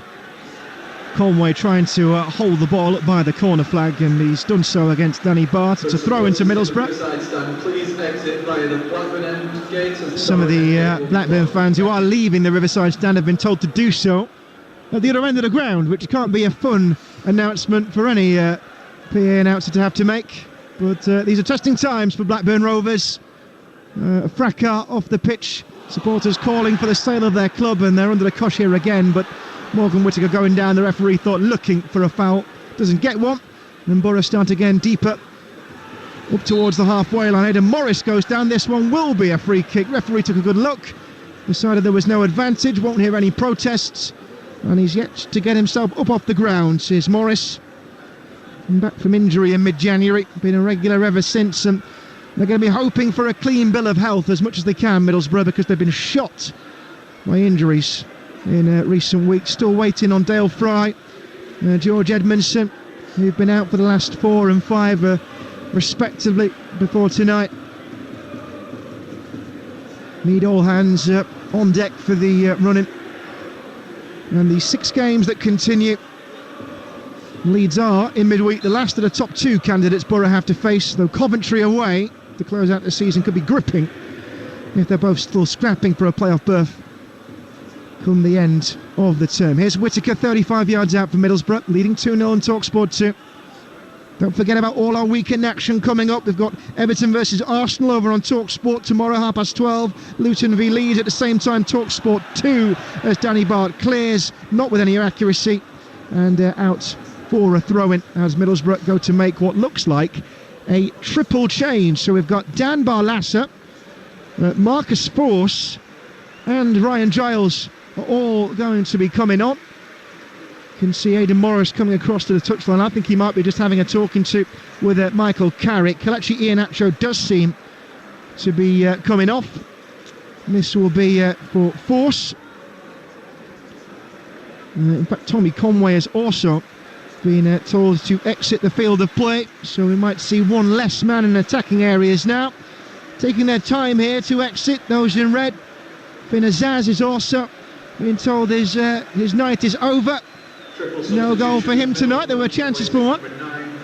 And Tommy Conway, who did get one inside 2 minutes, is the final man to be replaced. So Iheanacho, Azaz and Conway off. Force, Barlaser and Giles on.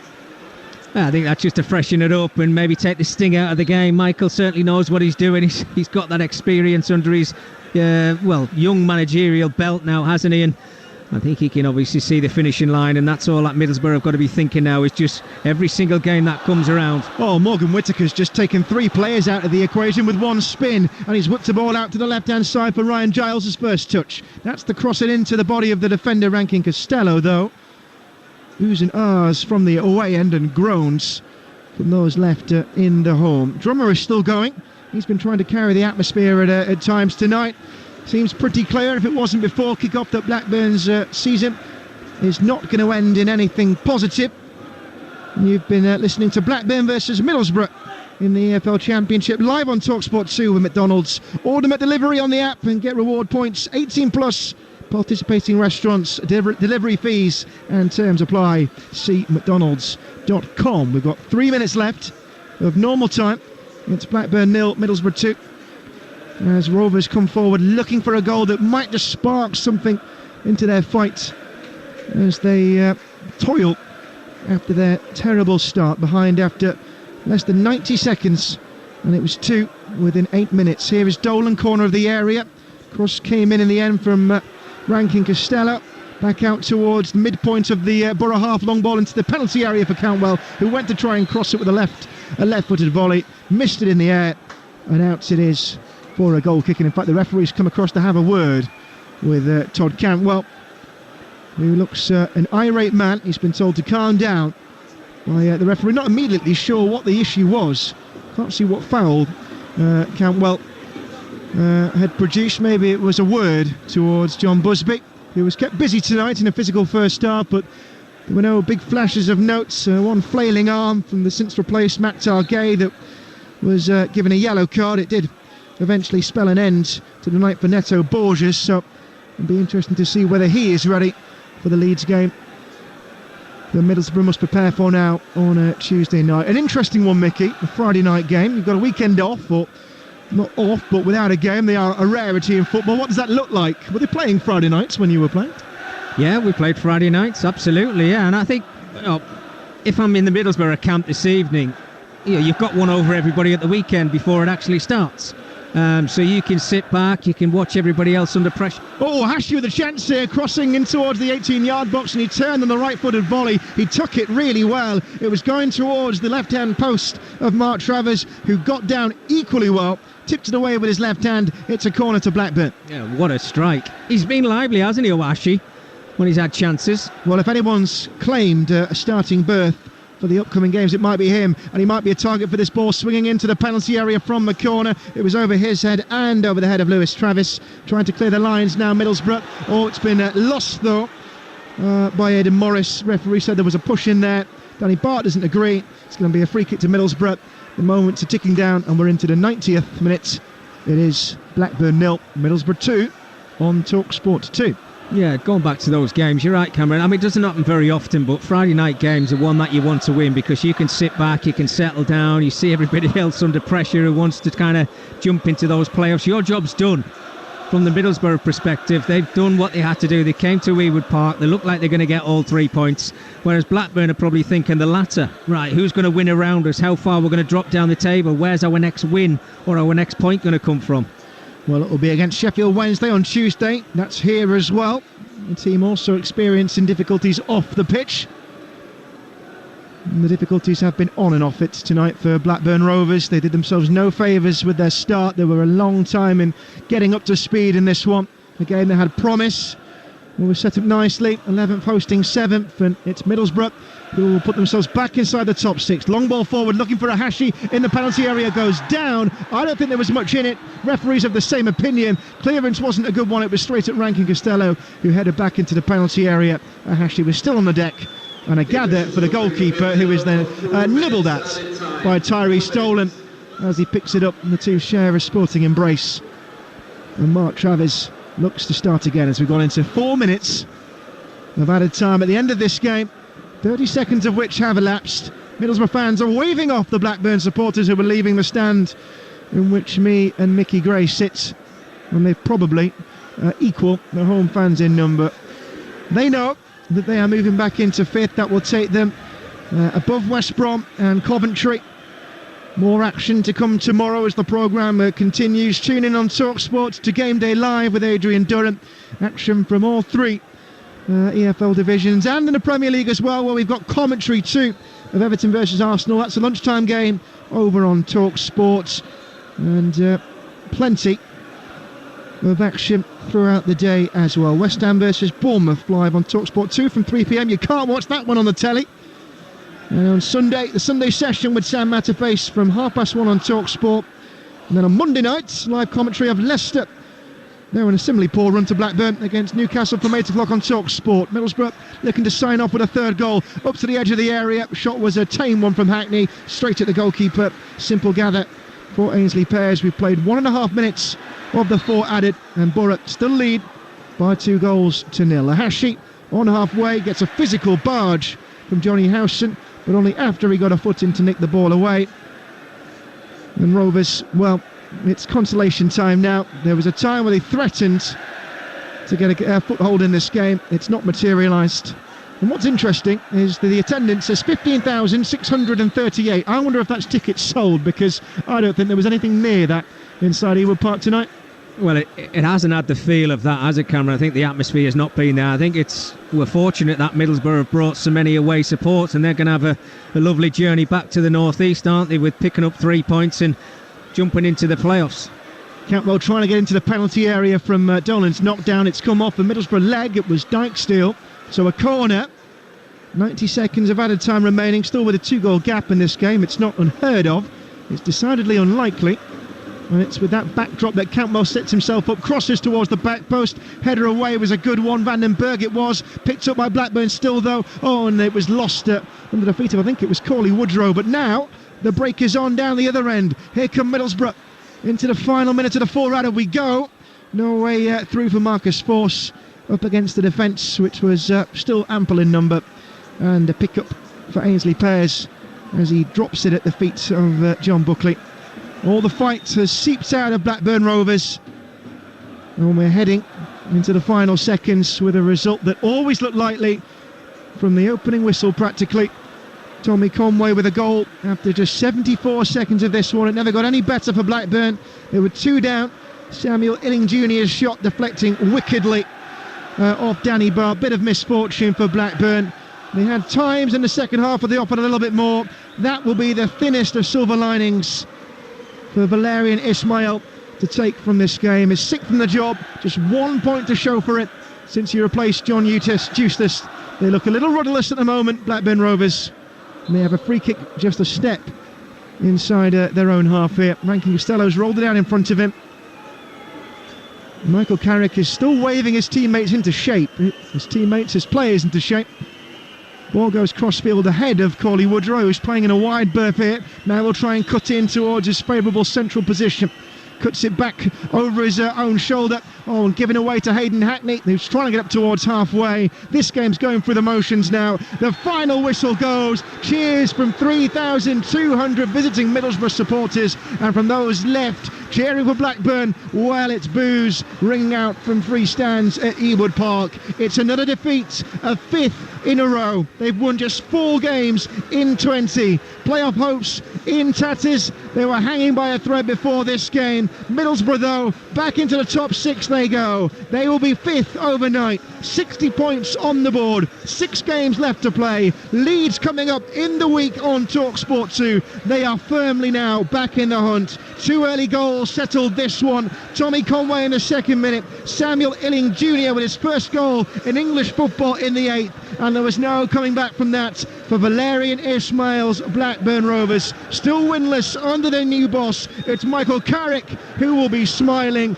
Blackburn players, well, there are boos coming their way, but they're shaking hands with their opposition counterparts, and they're going to have to try and pick themselves up for the final games of the season. Middlesbrough fans are clapping their side, still exchanging handshakes to players in the middle.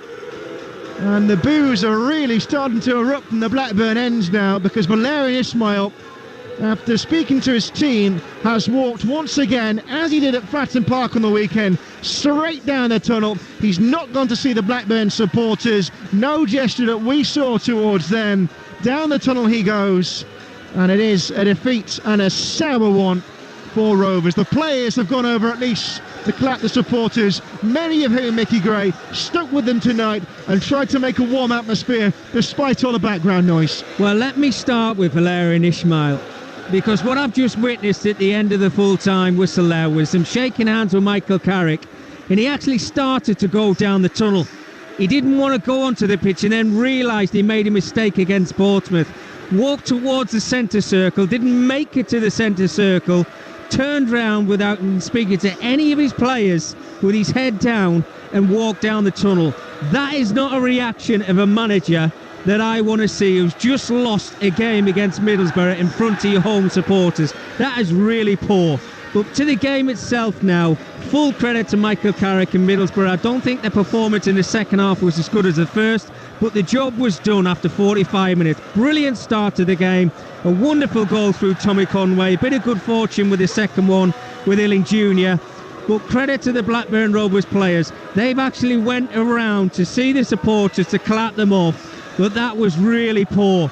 A manager who's been at this club, 2 minutes? He's not won a game since he walked through the door. I do not want to see that. Didn't like to see that. Well, there's plenty of ill feeling around Ewood Park. They're streaming out now, the home supporters, after another defeat. A victory for Middlesbrough on the road, just a second in 8 games. The final score on Talksport 2, Blackburn Rovers 0, Middlesbrough 2. Well, several thousand of those Middlesbrough fans get to celebrate with their team. They're still there inside Ewood Park. Middlesbrough up to 5th in the Championship. West Brom for the moment slip out of the top 6. They are 3 points behind Borough. Blackburn's playoff chances almost completely dead. 1 point taken from the last 21 available. 5 straight defeats. They're 11th in the table, 9 points off the top 6. They're only 12 above the relegation zone. Big question marks over the direction of this football club moving forward. Mickey Gray, let's talk firstly about Borough and momentum at this stage of the season. So important, particularly when you face Leeds United next at the Riverside. Well, brilliant, Hugh. They came with the approach of winning this football match and an intent, and they showed that within 74 seconds. And from that moment, there was only one side going to win this game tonight, because when they got the second one, it was game over. Because Blackburn just didn't show any fight whatsoever. We talked about they need to make changes at half-time. Gay had to leave the pitch. He was that bad, Hugh. He had to leave the pitch. If he'd have came out, I think they'd have had boos as he came onto the field. Ohashi, in his fairness, he did very well in the second half. I thought Blackburn improved. But I didn't see that fight for 90 minutes of a side that want to jump into the playoffs. I did from Middlesbrough. Yeah. Great performance from Michael Carrick's side. Totally agree with what you had to say, by the way, about Valérien Ismaël. I mean, read the room. Your team is struggling. The fans are booing. Just go and show your appreciation. Leave them with some crumb of comfort to go home with. Just not really acceptable. Hopefully Cameron will remind him in his interview of his responsibilities as Rovers boss. But where does he go from here? He's got Sheffield Wednesday up next at home once again on Tuesday night. Well, you've walked through the door as a manager and you've been out of football for 11 months. You must say to the owners, look, I'm your man. I will get the best out of this squad of players that I've got. Well, I'm yet to see it. Really poor performances, no structure to the starting 11. The way they came out was like they were playing as individuals. There were a bag of nerves at the back. There's just a lull in confidence. You can see it filtering through the side. Dolan was a little bit lively on the right-hand side with no end product. Other than that, I'm really scratching my head. Lewis Travis did okay in the second half, made a few challenges, but it's too late then, Hugh. You've got to start a game like that. But this is, I've said this so many times tonight, this is not the Blackburn Rovers that I was at in the early 2000s. Everything is just a complete mess. Well, I've just bumped into Adam Cattrall, of course, a big Blackburn Rovers fan. He's one of those not very happy at all. Sports Bar Weekend are about to get underway over on Talksport with Adam and Darren Ambrose as well, Spurs fan, so it'll be interesting. Get your calls in to reflect tonight's game. We'll look ahead to the weekend's action, of course, as well. The number to call, 03717 223344. You can also send a voice note via WhatsApp to that very same number to get in touch. Cameron Pope, Mickey Gray, thank you very much indeed. We'll have reaction coming up very shortly